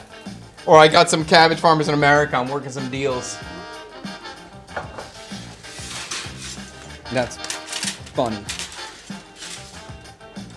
I promise you, if I was trying to sell my cabbages, I'd be more transparent. All right, so let's see how we're gonna do this. I'm gonna try to take. We're gonna do it in here. Here, we're poaching our egg like that, and I'm gonna throw. Actually, you know what? Let's put some fat in there. What am I? Okay, let's do some olive oil, I guess. I'll put some olive oil in my egg thing. Try to loosen up the edges. And the pork is pretty much done. I'm gonna turn the grill down. Keep these warm still. Yeah, these feel good. And now we're just waiting for that egg to cook. And then we'll be ready to put this together and try this thing. Here we go. Where's our button for someone coming in? Here we got a delivery driver's always just walking.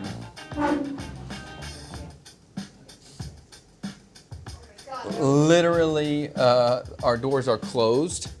Our curtains are pulled. And the guy just opens our doors and opens our curtains. Okay. Okay. Is this the package? Honestly, just invest a small vendor portable cart for the banh mi, like a brick and mortar or a ghost kitchen portable. Start as small and then medium and then large with a great quality banh mi. It's not worth the effort. It's not worth the effort to get a tiny cart and to be moving that cart every single day and try to work with something that doesn't have running water, where I can't wash my hands appropriately or properly. If we're doing this, we're going to do it to sell hundreds of banh mis a day, not to sell 20 or 50. I have no interest otherwise. It's not the point.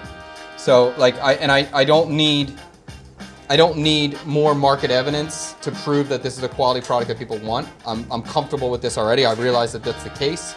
So, in my opinion, I'm beyond that stage, and I'm not. I know Michael doesn't want to be pushing a cart around all the time and like. Every day you got to pull it out. Every day you got to pull it in. You can't prep there. You got to prep somewhere else. Like, not interested in that.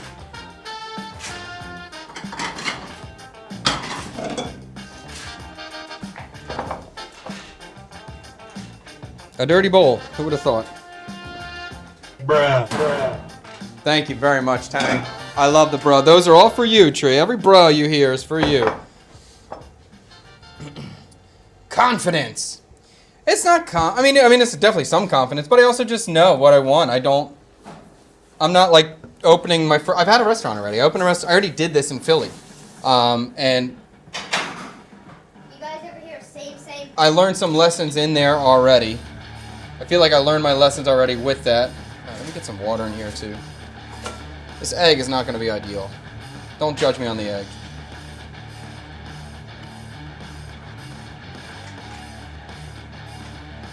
I just wanted to kind of form a shape before I dump it in because I know it's going to break apart in there. Good answer. I'm glad. I'm glad you can understand my viewpoint in that. I love the little grill. The little grill is badass. This is like the one product I would love to, either white label or just help sell it, or I could promote this product.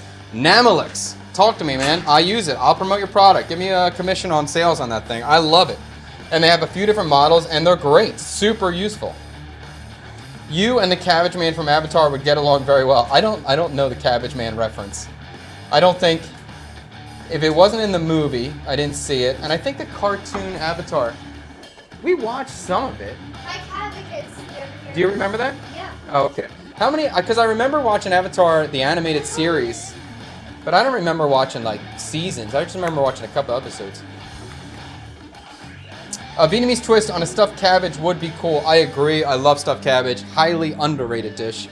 We've done stuffed cabbage in the past, although I don't think it was truly Vietnamese. It was just kind of Asian, more so.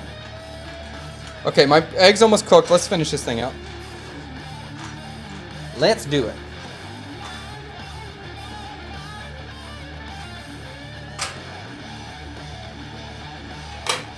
I'm just looking at my egg. I want to go a little bit longer on it.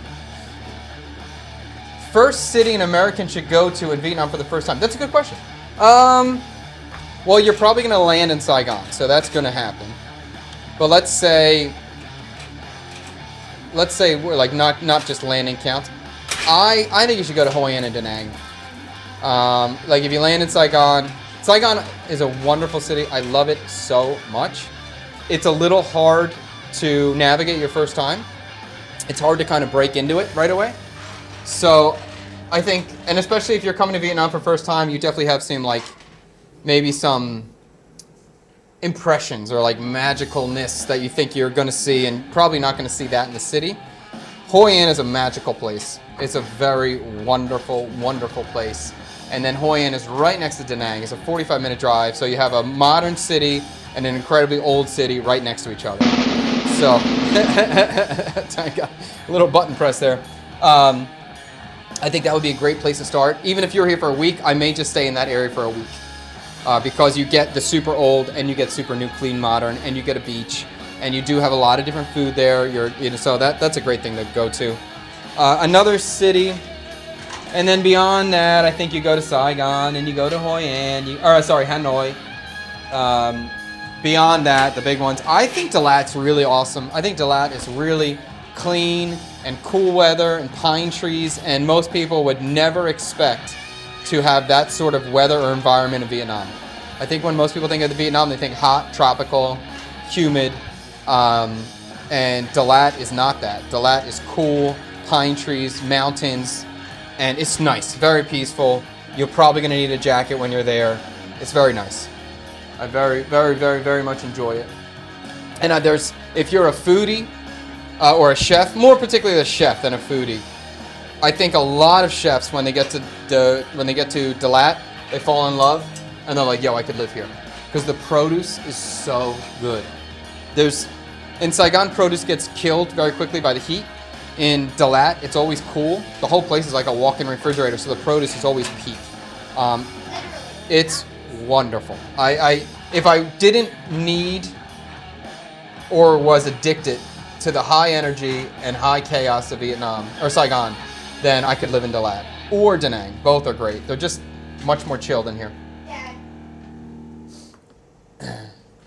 My chef comrades loving your content, brother. Got a whole army and domino effect coming in. Like, that's badass, dude. I appreciate it. Thank you for sharing the channel. If you guys like what I'm doing, please share it with your friends, family, and coworkers. Help us grow.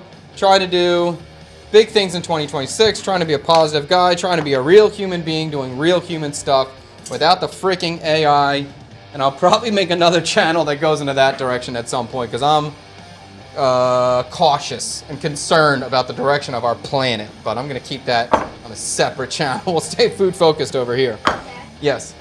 you know why the food in July is so cheap? Why, young man? Because it grows on mountains. Because it goes on the peak of the land. Well said, young man.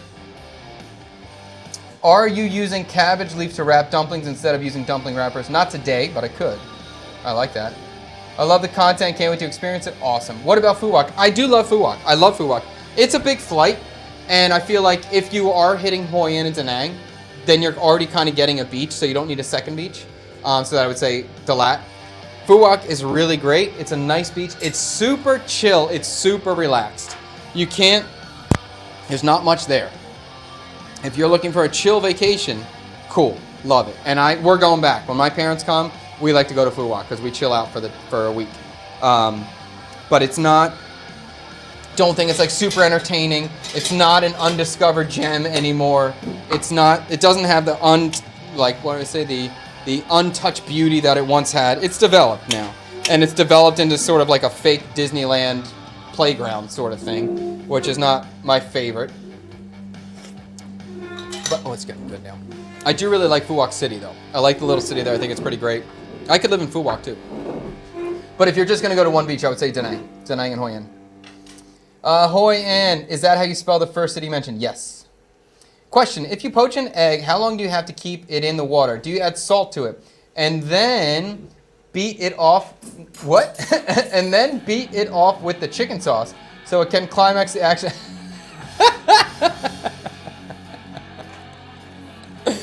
Johnny? Correct. Well done, Tang. That was perfect. Thank you so much for that one.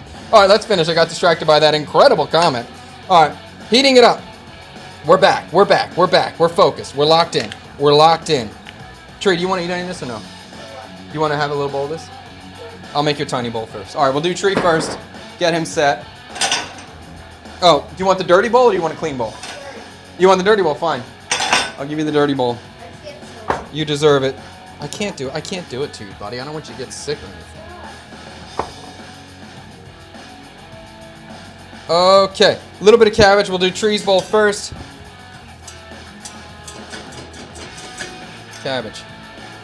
Don't film this one. It's in a dirty bowl. We'll do a little bit of his noodle.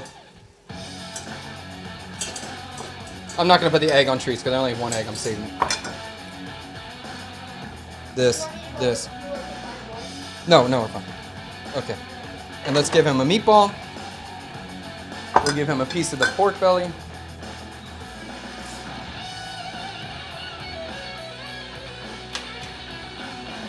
Some broth.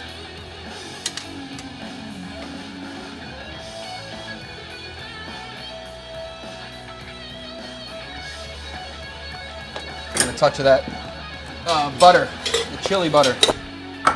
Dude, don't use this one. I'll make you another one. Don't worry. Oh my God, it's so fragrant. Wow. This, when you work at a upscale kitchen, the aromas in that kitchen can be just unbelievably good. And this right now smells like Danielle to me. Restaurant Danielle. And like sometimes when I would walk around Restaurant Danielle, like it would just be unbelievable, the aromas that are coming out of there. All right, young man, here you go. Hey, you want to show a mini bowl? Hey, look at Tree's bowl. I can't show you. All right, let's make a real bowl now. A big boy bowl. Hold up. Tang told me to hold up.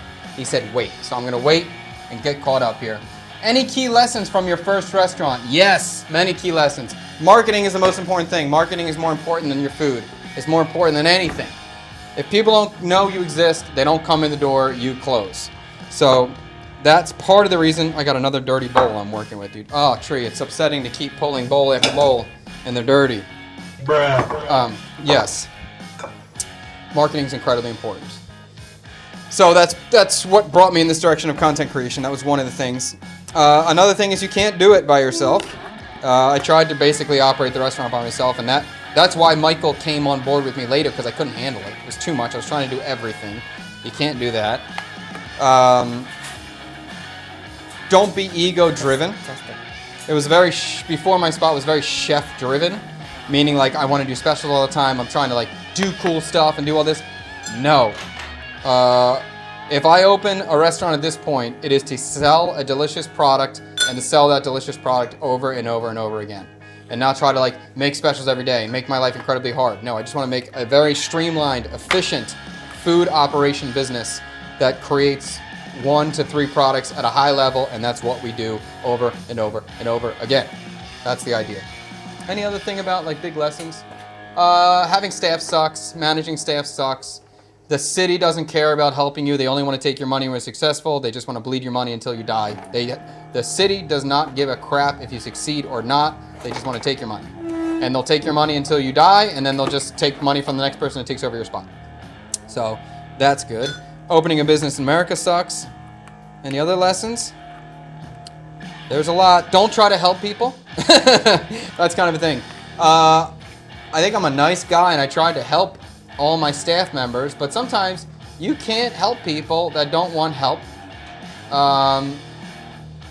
There's a lot of lessons in there. I don't want to go deep into that right now. It's a big story, but basically all the people I tried to help screwed me.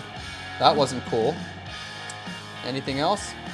You can only, it's like, this is what my dad kind of told me too, is like, you can only help people who don't want help or who don't need help. Then you can help them. But people that need help and you can see the help that they need, they often, I don't want to say, I don't want to like give up on being a helpful person.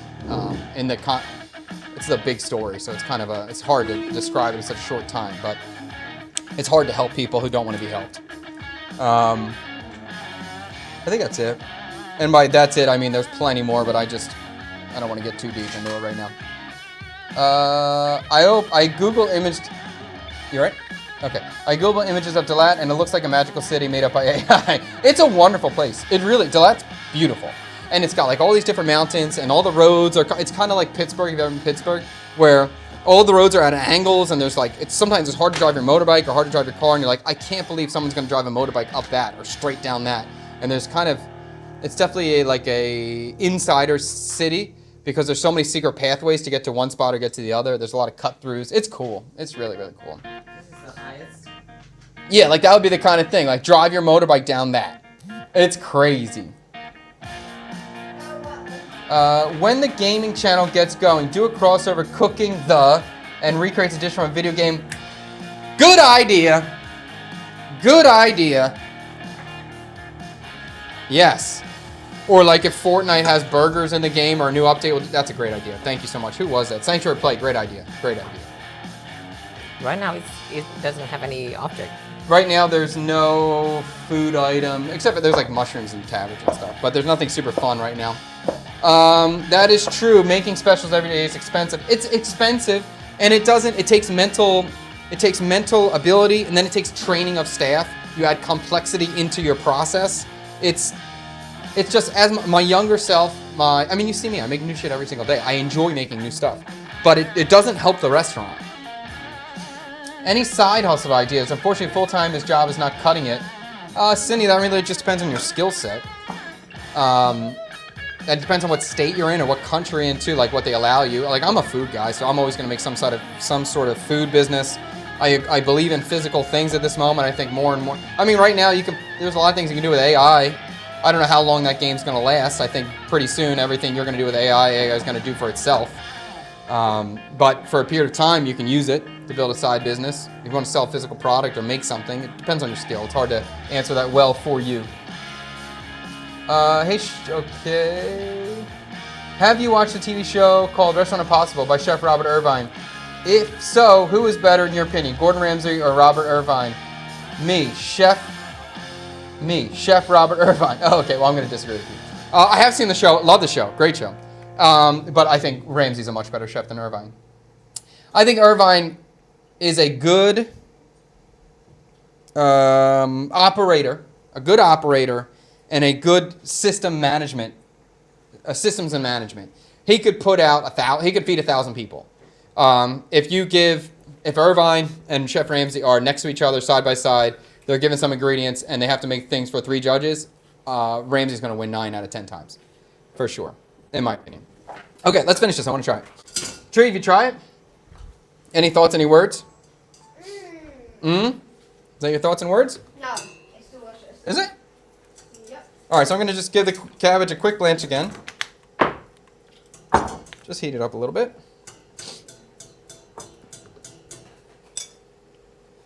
Okay, cabbage. No carb.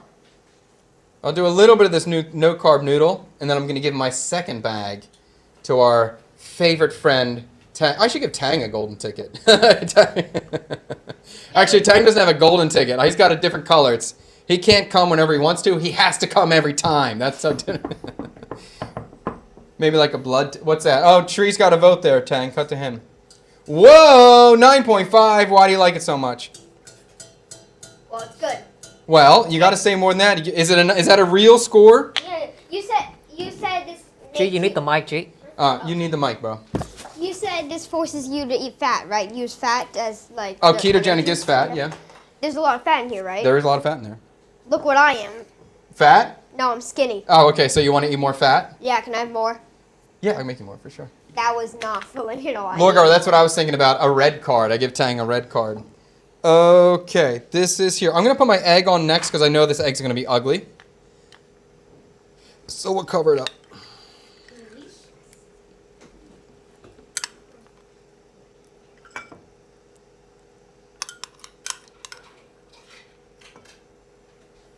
Okay. Now we'll go meatball.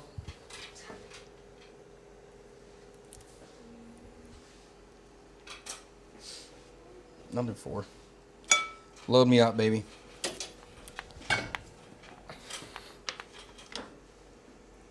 Pork belly.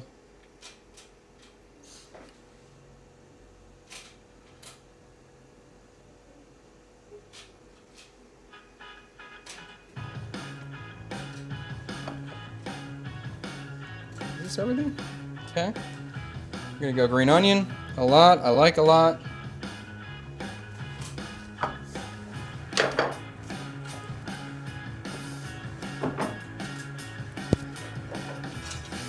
We'll do that toasted brown butter, garlic, chili mixture, a little bit of rosemary.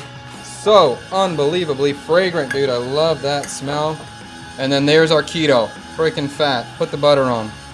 Put the butter on. Get that broth to a heat. I'm actually going to serve it with some lemon too. I forgot about that for Chi. Okay.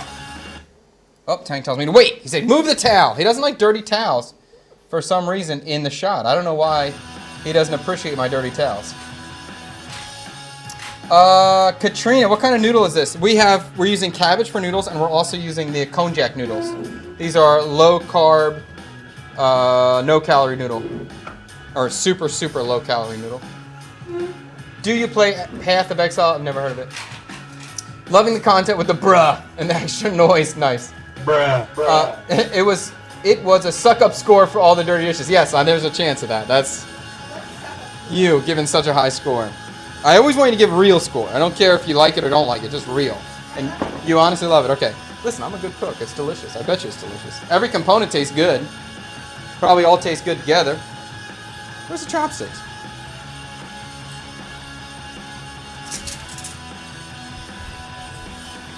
Okay, can I finish it?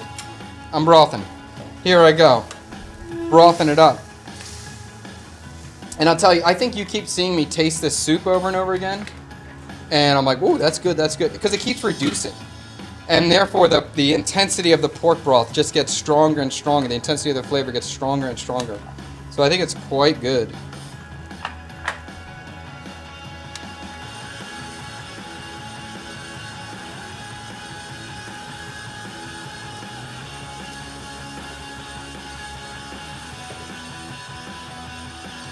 Wow, this looks top tier, I say. Darn delicious. Even Tang is going, yes, that looks kind of good. I think that looks quite good. Yes, I agree. It looks quite good. Exactly. No, it's yeah. Hi, Tang. It's not mean. It's actually it's made with konjac flour. It's a very different kind of noodle, Japanese style. It's not rice. It's not wheat. It's a special kind of starch. Your oldest son is so funny. I agree. He is quite the hoot. Sometimes he's quite annoying, but he's pretty funny. He must get that from his father. Looking really good all put together. I agree 100%. I think this looks fantastic. Fantastic. I think it's going to be quite delicious. So this keto version of buncha, this is not quite buncha, but definitely heavily inspired. Like pork belly, grilled pork meatballs. It's very, very buncha-y. Background music goes hard, thank you so much. Konjac noodles have a dead bite. Glass or mung bean noodles are better in my opinion. Yes, I would think that is a fact. Glass or mung bean noodles are better. What? I will, give it a sample, dude. All right, let Tang do his thing so I can eat my soup cold. And let me get this young man some more because he says he wants more. And I will put extra fat in his because the bruh needs to eat.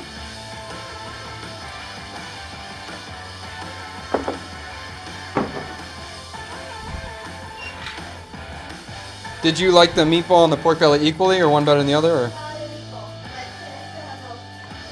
Oh, don't worry. I'll give you some fatty pork belly there, you little skinny mini.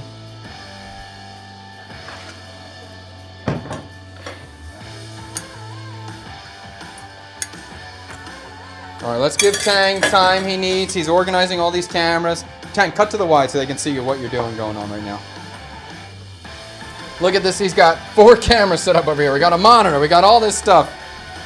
But that's good. Get your shot, young man. Get your shot.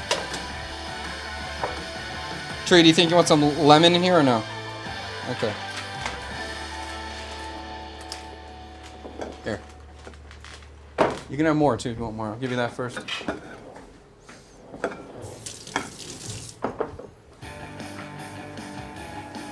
All right, he's almost there. He's coming. No problem. You do what you're doing. Get what you need to do. I'll answer comments while you're in here. He should get funds. He should get a cut of the funds for his toilet reviews. Well, if we release Tree's world famous toilet paper, he definitely will get a cut of the funds for that one for sure. Like 30%. I don't know. We'll negotiate on that one. You're starting at 30? Yeah. All right. I'm gonna start at 2. 2%. You can have 2% of the sales of this Tree's world famous toilet paper. No, you stay 2. We'll figure out the percentage and we agree, then we sign a contract and we move forward. Your minimum is 30? All right, well, good luck. You can start your own paper. I'll start Chad's world's famous toilet paper. Can we take it out of the shop? Take it out? Yeah. Okay, put it back in. Okay, thank you. What, you think you're the only one who can do toilet reviews in the world? You don't think I can do a good toilet review? Yeah. I can do top tier toilet reviews, bruh. You don't even know how good my toilet reviews are, bruh. Last time we talked about this, you said I was going to get like 80% or something. I don't think I ever said those numbers. I just want to bite into those mushrooms so much after soaking in the broth for so long. I agree. I like mushrooms in soup a lot. And especially tataki. It's good. It's healthy. And scratch the dishwashing. Would you take the family for vacation to Australia or New Zealand? Try all the cuisines that they offer. Yeah, hell yeah. It'd be awesome. How about Tree? Would you rather go to Australia or New Zealand? What's more intriguing for you? Australia. Why? Top of the 2 islands of New Zealand. From what I know, they hate each other. The 2 islands of New Zealand hate each other, so you would rather go to Australia? You don't want to be caught in a battle? Okay. That was an interesting answer. Is there anything else? That's the only reason. I think I would... I mean, I'm definitely a Lord of the Rings fan. I would love to see New Zealand. I'm very intrigued to see New Zealand. Food-wise, I'm more intrigued in Australia. There's a lot of cool things going on there. Either one would be cool. Either one would be cool. I think, honestly, if I'm picking, I think I would probably go New Zealand first. I'd love to see more nature. Yeah. I love Tang's way of directing the whole scene. Very Hollywood professional, Food Network type of Tang. And Tree, the oldest son, is super funny. He's a beast. Dude, he's awesome. I love working with him. Tang, not you, bruh. You don't even do the dishes. First the bar. Every dish is dirty. Bruh. Bruh. Oh, I don't see a bruh. Oh, nice. What do we got? Nice, nice. I like that. I like that. Oh. Bruh. We're kicking now. Can I kill it? Okay, good. Oh, that's awesome. Okay. Via chicken parm sandwich. I would love every second of that. I love chicken parm. Definitely need to do bro count in the next video. Kangaroo is delicious. I've heard good things. How many mentors do you chat? How many mentors? How many mentors do I have? Or how many people do I mentor? Can you clarify that question, Mr. Datlam? Jellyfish would be an interesting noodle replacement. 100% it would be.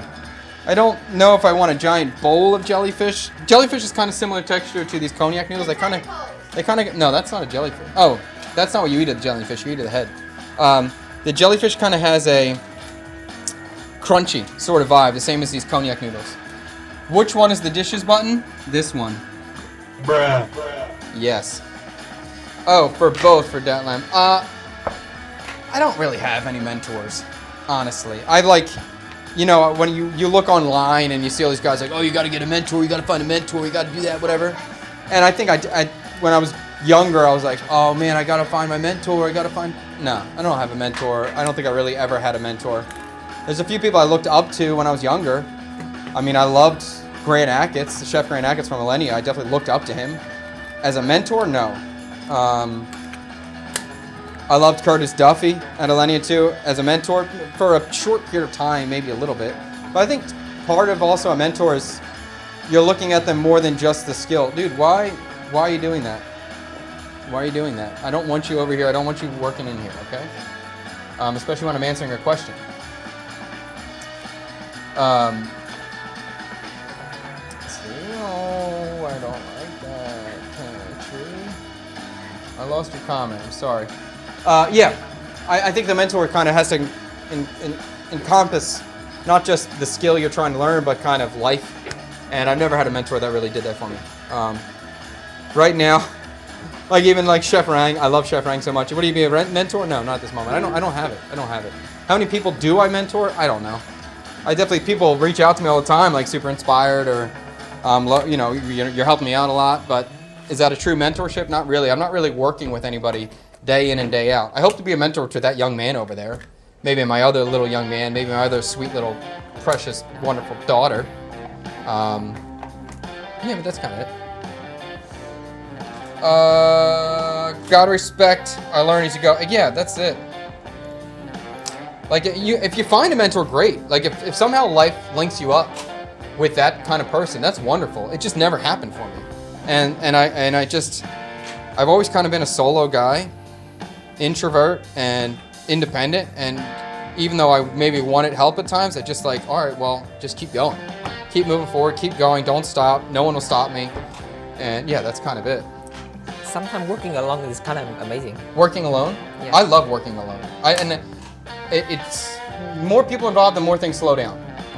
And as long as if you don't have a vision, then you need other people's inspiration. But I've never struggled with that. That hasn't been a thing for me.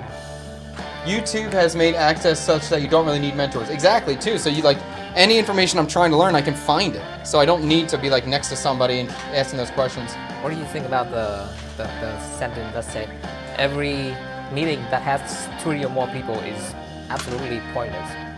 Every meeting that has 3 or more people is absolutely pointless. I don't know if it's 3, but maybe definitely 5.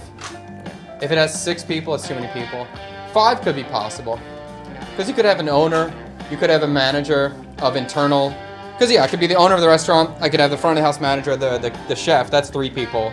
And those all have valid opinions. So I don't think that's pointless in that way. But definitely like a lot of people is not, more people you have doesn't make it better. Can I eat this? Yeah. Okay, let me do my one thing. Vietnam has some of the best soups in the world, but they're all missing one thing. Let's find out what that is. You like that? Yeah. That's a good YouTube intro. Okay, great. So, today we have the ketogenic, the new style of Vietnamese soup, a keto-friendly pork broth with roasted pork belly, grilled dill pork meatballs, shiitake mushrooms, brown butter, or what did I say? Garlic brown butter, and green beans. Let's eat it. I'm ready. That crop is from this movie, actually. I've never seen that movie. Pretty good. Okay.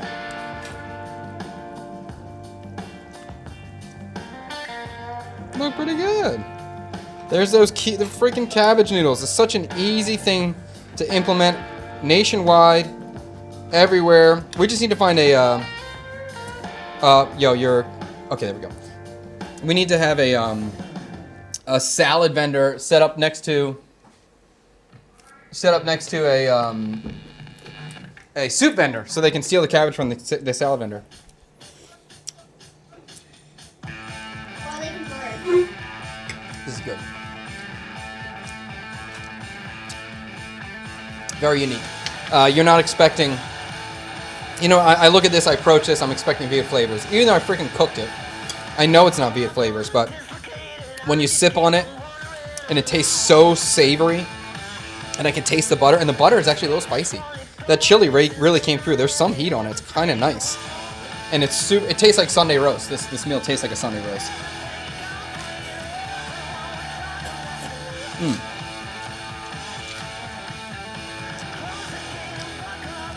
I dig the cabbage. I think the cabbage is a great substitution. Let's see these noodles though.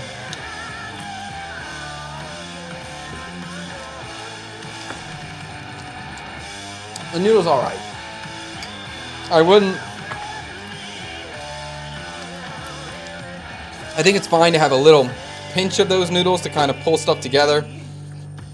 But I would not want to have a whole portion and just flat out substitute bun or a rice noodle for that konjac noodle. I just want a tiny bit. Almost, more as a garnish than a base. I want the most of it can be the cabbage. That's the way to go for me. The meatball.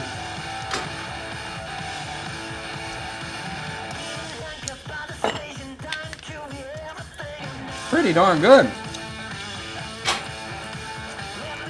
Can I see the? Sorry. It's, Can I see the meatball? can you see the meatball? Yeah.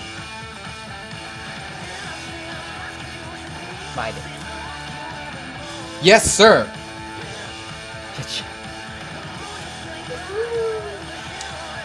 I love dill so much. Okay, what do you feel about the meatball? I feel the meatball is good. It could be fattier. I wish there was more fat in the meatball so it would moisturize. I had 2 packs of minced pork in front of me. I grabbed the fattier one, but it's still a little bit lean. I wish it was a little fattier, but even better. Still, flavor-wise, it's great. This looks like a satisfying mix of textures, not boring at all. Not boring at all. Not boring at all. I would say even hyper delicious. Would I prefer there to be some rice noodle in here? I do like rice noodle. I think that might make it better. Gotten pretty damn good. How about the pork belly? I wish my wife would pop in. She would like this thing. Oh, speaking of your wife. No, that was good timing though. Really good.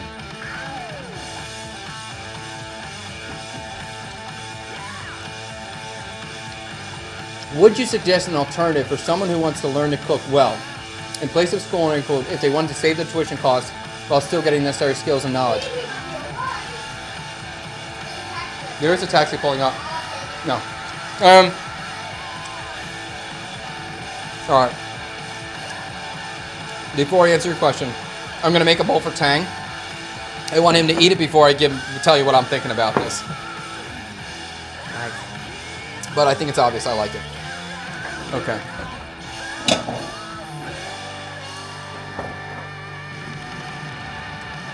We are going to crack him an egg, if I can find it. Here it is. Nice time management on the stream. On time management on the stream? Yeah. Keep things moving, right? Keep things moving. One skill to be a chef, right? Yep.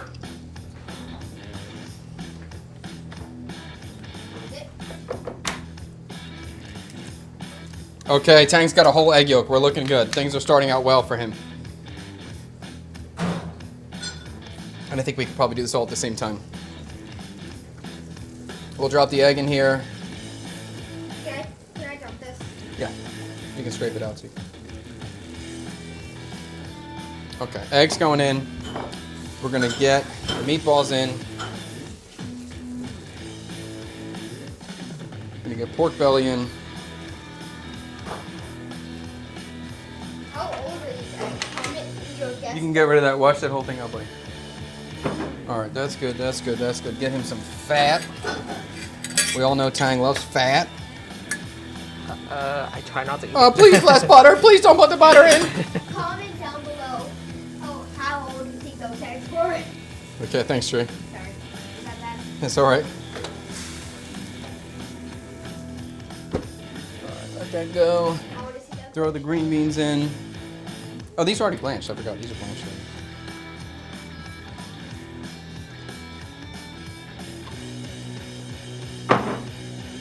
Okay, what was that question? Oh, would you suggest an alternative? Yes, I would suggest an alternative. I don't think you should go to culinary school. I think culinary sucks. Unless it's cheap. I would never spend, let's say, I think the maximum I would spend on culinary school would be $12,000 a year. And even that seems high, honestly. In America, because like the top culinary schools in America, they were 40 grand a year. Maybe they're 50 or 70 now, who knows. I think your best bet is just to get a job at the best restaurant or close to you. If you've never cooked before, get a job at the best restaurant in your area. Find out if you even like working in the kitchen, because working in the kitchen sucks. Most people can't do it because it sucks and it's hard. But if you go there and you love it, because it's kind of fun, it's super great when you're working on a team, it's kind of nice. Then you should work in that nice place for a little bit, and then you should move to a bigger city and work at a nicer place. Or if you have some destination restaurant not far by. But try to work at the best place possible, it's close to you. If you survive, if you like the kitchen, then you should try to find the next a restaurant that's even better than that and keep working. I would never advise anyone to pay for a culinary education. Not like college. Maybe a short class is fine. You want to take a bread baking class. You want to take a short 1 week thing. That's fine. I'm cool with that. Improve your skills in some way. But this big giant university type environment, not a good thing. Not in my opinion. So probably All right, so stop reading it. Go clean the dishes. Bruh. I see how outrageous the college tuition is. Guess my college tuition. Your college tuition? How much you paid for college tuition? Yeah. I think you probably paid $1,200 total in 3 years. Like 5 years. You went to school for 5 years, so I'm Yeah. gonna guess it was around $500 a year. So $2,500 total, but it's probably less than that. $2,000. $2,000 total for 5 years of school. That's an appropriate level. That's how much school should cost. Maybe a little bit more in America, but not much more. We're in chaos. We're in super America. The West is, well, especially America, is broken in the education system. Outside of the knock on restaurant doors plan. That's the plan, dude. That's the plan. If you want to learn how to cook, that's the plan. You don't need to knock on the door. You can send them an email, but that's the plan. I mean, either you're paying for education or you're working at somewhere and learning on the job. If you're not trying to be a professional, if you're just trying to cook, then just go on YouTube. Watch CKSK 3 times a week. Ask your questions. But that's really it. You know, maybe you can find an old chef who's retired and you go to his house once a week or something. Maybe come up with an agreement. I'm not sure. The meatball looks fire. Meatball's sick. It's really good. Yeah, I'm very excited for Tang to taste this. I think the flavor is going to surprise him. Last year, November, was Chef Frank super drunk while cooking with you? Yes, he was drinking. Yes, he was. His cognac shots were going quick. And I look forward to the next time. On Sunday, we're going to finish our best French fry in the city video, so we're definitely going to go to King Poutine. So I'll meet him on Sunday. Hopefully we'll be face to face. I'll talk to him, and I invited him out here. I'm sure he'll come. We're about 45 minutes from him, so it's a little hard for him to get here. But I think he doesn't really understand what we're doing yet. And I think when he understands the show, that it's super casual and that he's going to be interacting with you guys live, then he'll enjoy it and get excited about the idea.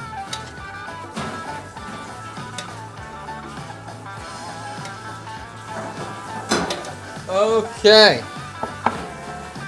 That's it. That's it. All right, try this thing. It may not look as beautiful as mine. Everything's on the bottom. He's got to stir it up. What do I do with tons of fish sauce? You enjoy it. You bathe in it. You love it. Yes, Tiffany, you take a nice fish sauce bath. What do you do with tons? I mean, it's going to last a while, so there's no real stress or pressure about getting rid of it. But I definitely would try and experiment with some marinades, or rather like flavored fish sauce. You can take like a half a cup of fish sauce and throw in like 10 jalapenos in there, or 10 bird-eye chilies, and then just let it sit. Put it in your refrigerator for a week or a month or a year. And then you'll have a chili fish sauce that slowly develops over time and gets a better flavor. Do the same thing with garlic. Throw garlic in there, let it sit. And same thing with onion. And then you'll have these already infused fish sauce that you can add as a little bit of a topping. It's very powerful in that way.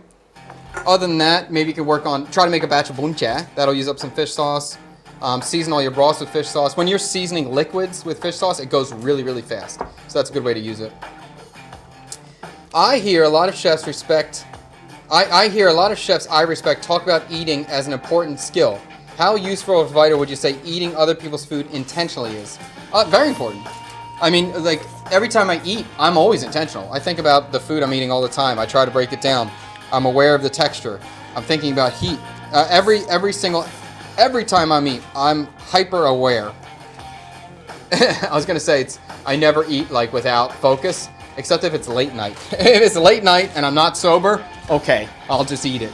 But usually I'm very, very critical of what I'm eating. Always thinking about how can I make it better. Look at the face. Look at the face. Oh my goodness, that was like cartoon eyes popping out of your head. Meatball is fire. Yes. I prefer rice noodles over wheat noodles. I think it depends on the context, but I agree. Rice noodles I prefer most of the time. Is there a reason that profile pics are blank for Twitch comments? I don't know. Oh, like when it pops up there? Because TikTok. I can show it, but TikTok doesn't like that. Oh, TikTok doesn't like it. TikTok users, we love you. TikTok platform, dude, we don't love you so much. You're not crushing it right now. At least take an introduction to culinary arts class, food safety. You can take a food safety class or a serve safe course, not through culinary school. You can just take one. Those are available nationwide, and you can set up a 1 day or 2 day thing and get your testing done for that. You don't need to go to culinary school for that. But that is a good idea. I think basic food safety is something you should be aware of. Laugh out loud. The best kitchen near me is the French Laundry. No way I can walk into there as even as a dishwasher. Still good advice. You might be able to get a dishwashing job there. Don't count it out so much. Will you? And I have a hard time believing they're not going to let you come in and pick parsley and pick rosemary. They always need someone to pick herbs for a couple hours a day. And if frickin' the French Laundry is the closest place to you, that's amazing. And maybe destiny. But there's a lot of other restaurants. Bouchon is over there. If you're next to French Laundry, you're next to Bouchon. Would you offer a keto version of your banh mi in your shop? Nope. And when I say nope, I mean maybe. It would just be like a meat. You just get a side of meat. And actually, it wouldn't be keto. The pork marinade has so much sugar in it. The pork confit could be keto. And maybe I would offer something like that. I'll think about it. Hope you're thriving, man. Are you still in Vietnam? Yep, we're still in Vietnam, Sean. Appreciate that. Trying to thrive. What do I do with a lot of fish sauce Thai? Is that Thai fish sauce? Yeah. Ugh, not my favorite. I would still say the infused fish sauce. That's what I would do with it. Watching family make stuff after food safety training is harrowing. Tree, were you dancing? Tree, somebody saw you dancing. $2,000 for 5 years. The new price is way higher for school.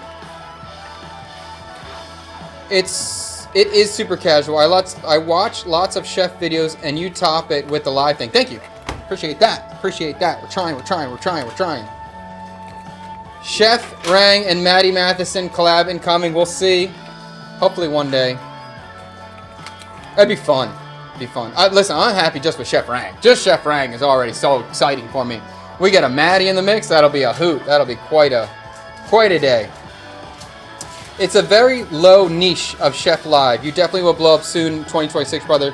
Such a Chad. You already earned my vote. I appreciate that. And it's kind of hard to be, an early adopter kind of vibe. But I am incredibly grateful that this hasn't really happened yet.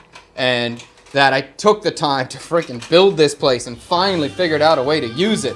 And now we got a good thing going. Like Tang and I think we understand how to work together in this situation. I love it. So I'm really excited. All right, go ahead, you talk. He likes it. First. Is that an 8.9 or a 9.8? 8.9. 8.9. I was so excited, and then I got less excited. All right, so why 8.9? The star here is a broth and the meatball. Yeah. The meatball is so much dill heavy flavor. Yeah. And every time when you make broth with rosemary, it's like just have the rosemary punch to it, and I really like the rosemary flavor. I haven't had butter in a long time. You haven't had butter in a long time? And butter is so good. Yeah. Butter is so and good. it's so good. Yeah.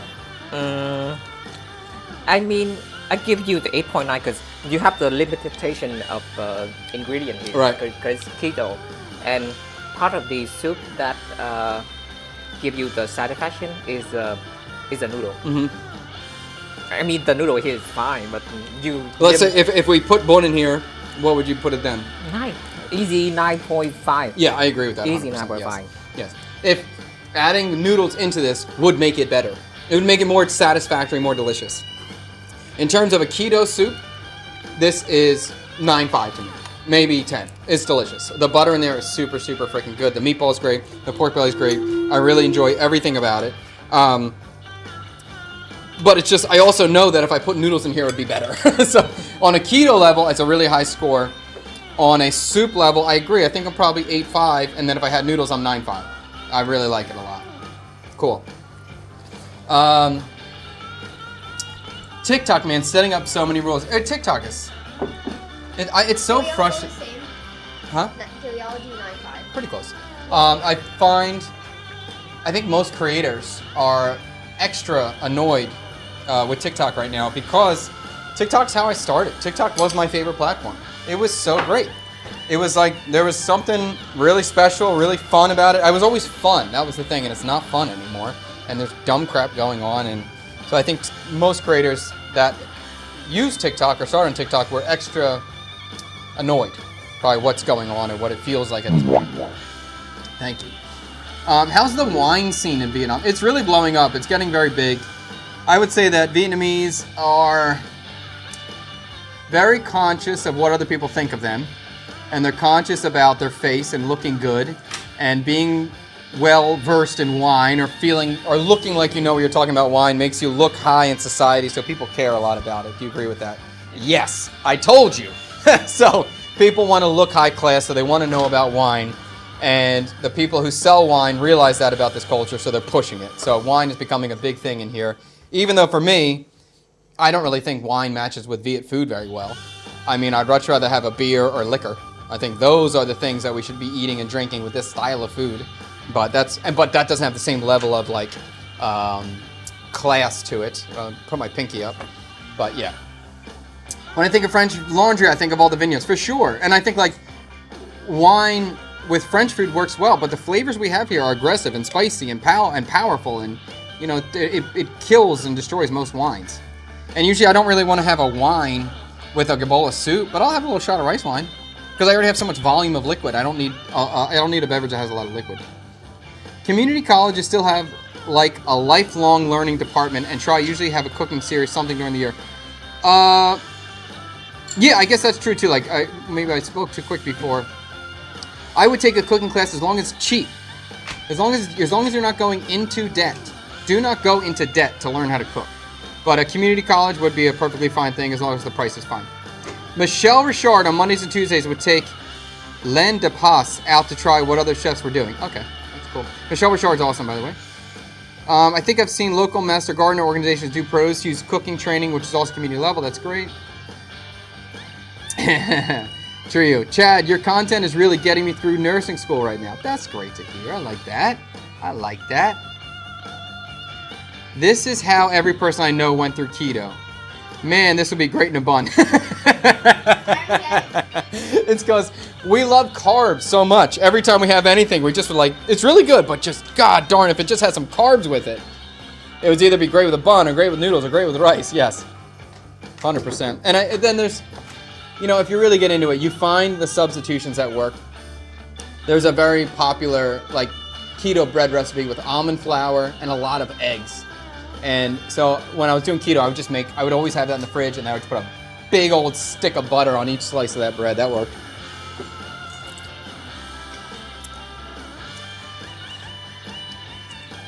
It is true, when you stay with keto long enough though, your addiction to carbs does decrease. But it takes a while to get through that part. I had a chef I worked with in the past, and you're literally his doppelganger. He's just got green eyes. What country you're working with him? Maybe it was me.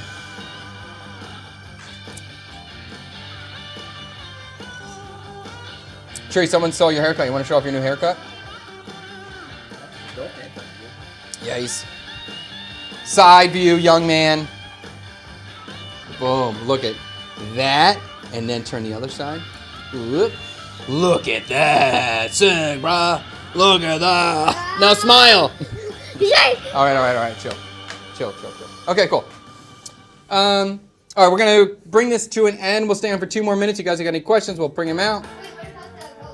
We're not voting. Oh, you want to vote? I guess we were voting. I don't know. Let's not vote this week because we have a week gap in between this. I think the next episode where we're back in the studio, I'm making cheeseburger bunchat. I think I'm calling it. I'm gonna make cheeseburger bunchat. I'm very excited about it. Save it. Yeah, because we can.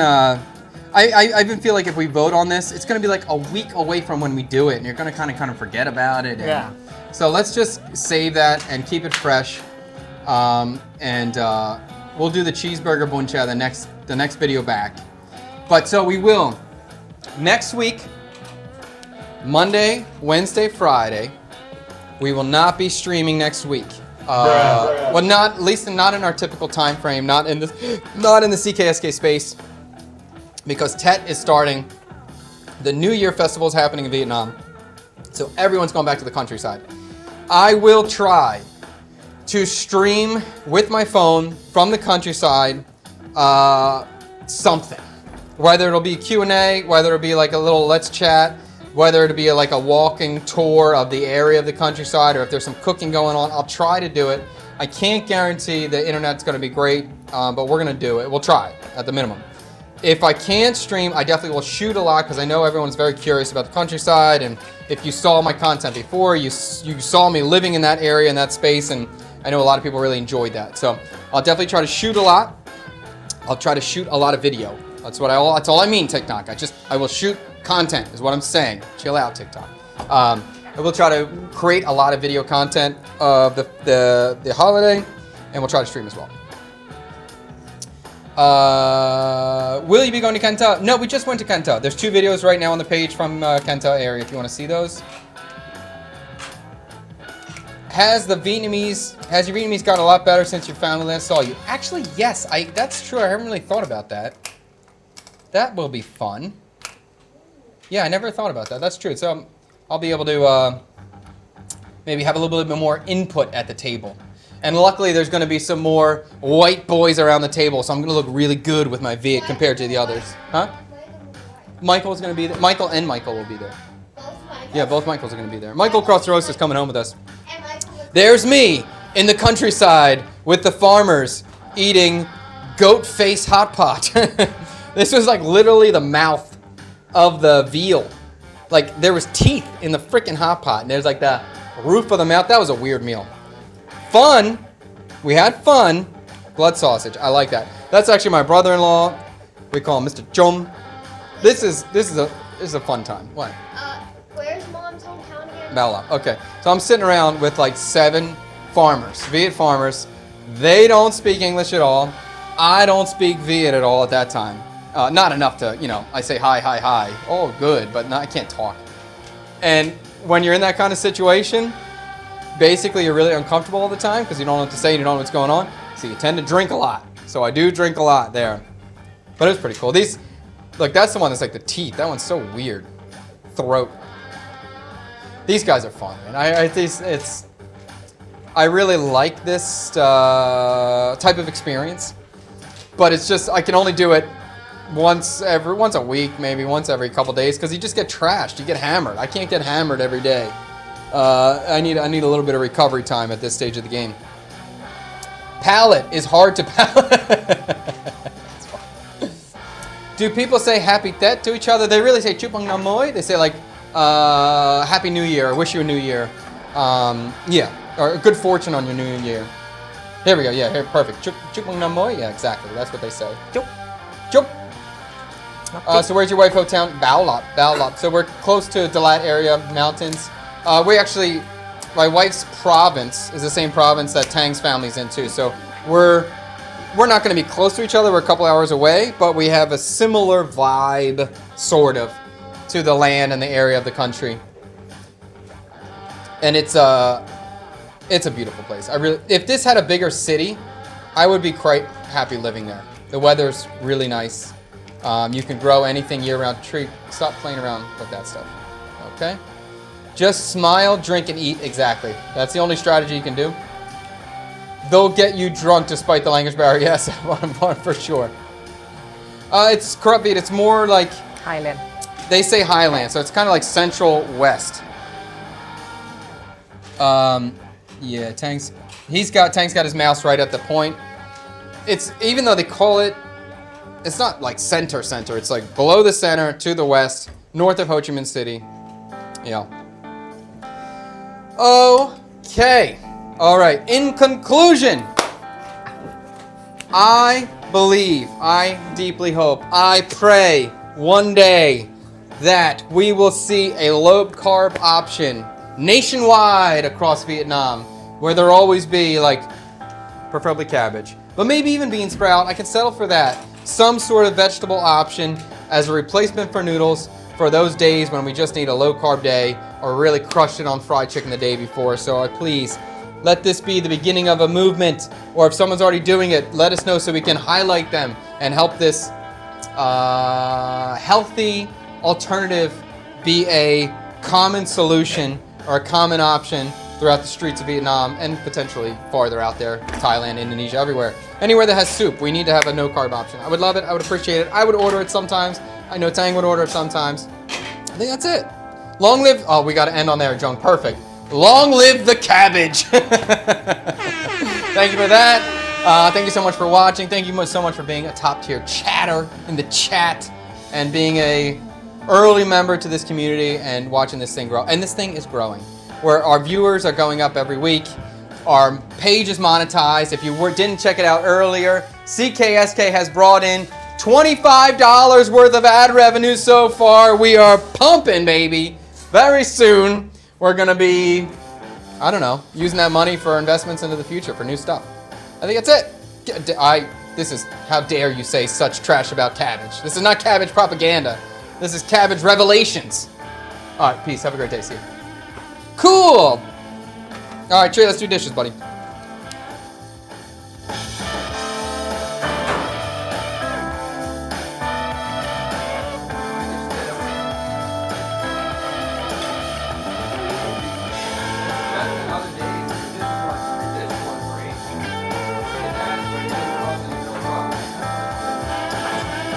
Still got baby breakfast.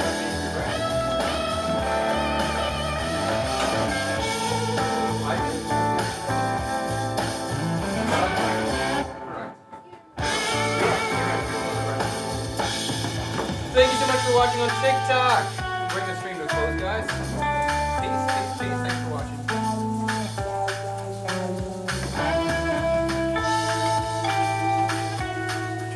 Oh, it makes 58 cents. TikTok.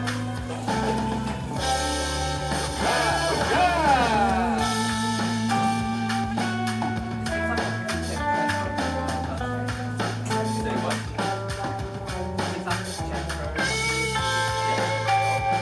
TikTok is it's an American account, and then you have a link to an American bank account, and it just gets sent directly to the American bank account. Or it might go straight to, I don't remember if it goes straight to my American bank or PayPal. It might go to PayPal, but you can set it up to an American bank too.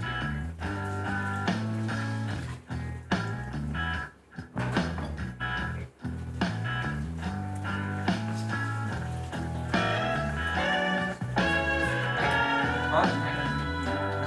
Yeah, I like it. Crush it.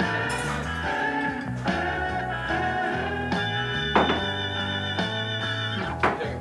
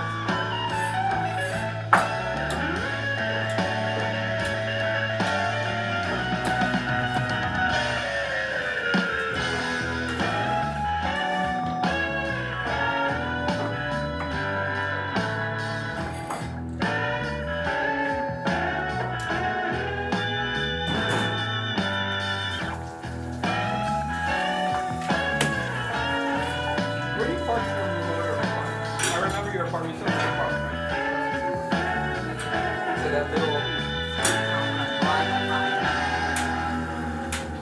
bus station? You gonna leave your bike there? At the bus station? Yeah. I just send my own. Are you doing that because you don't want to leave your bike at the house, or you don't want to pay for the grab to get there? I don't want to leave my bike. At the house? You trust the bus station more than your house? Yeah, because you see my. Yeah, it's like behind there and then come over the right. Yeah, this is one. Oh, really? I thought there was like so there's a guy sitting. This is good. Yeah, sure. Yeah. It's cool for a single man. And it's good for the price. You can save money. It's all good. It's definitely good enough for a young single man. It has everything that you need, and it's cool to get a little so it's cool.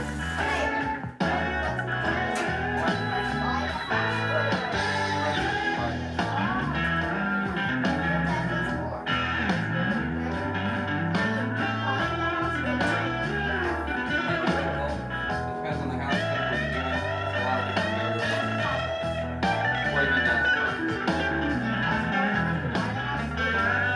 Once you buy the house, you pay more. Oh, the tax. Well, the property tax is cheaper than the rent because the rent includes the property tax in it. Understand? If you're renting a house from me, I'm charging you what I need to charge you that includes the property tax to pay for it.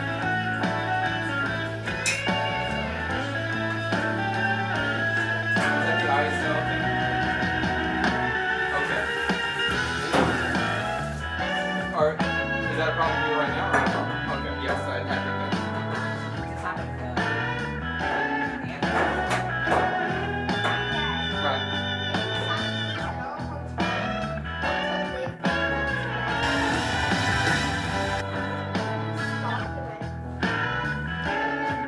Yeah, when you pay, it's very, very rare when someone buys a house, they pay for the house in full. So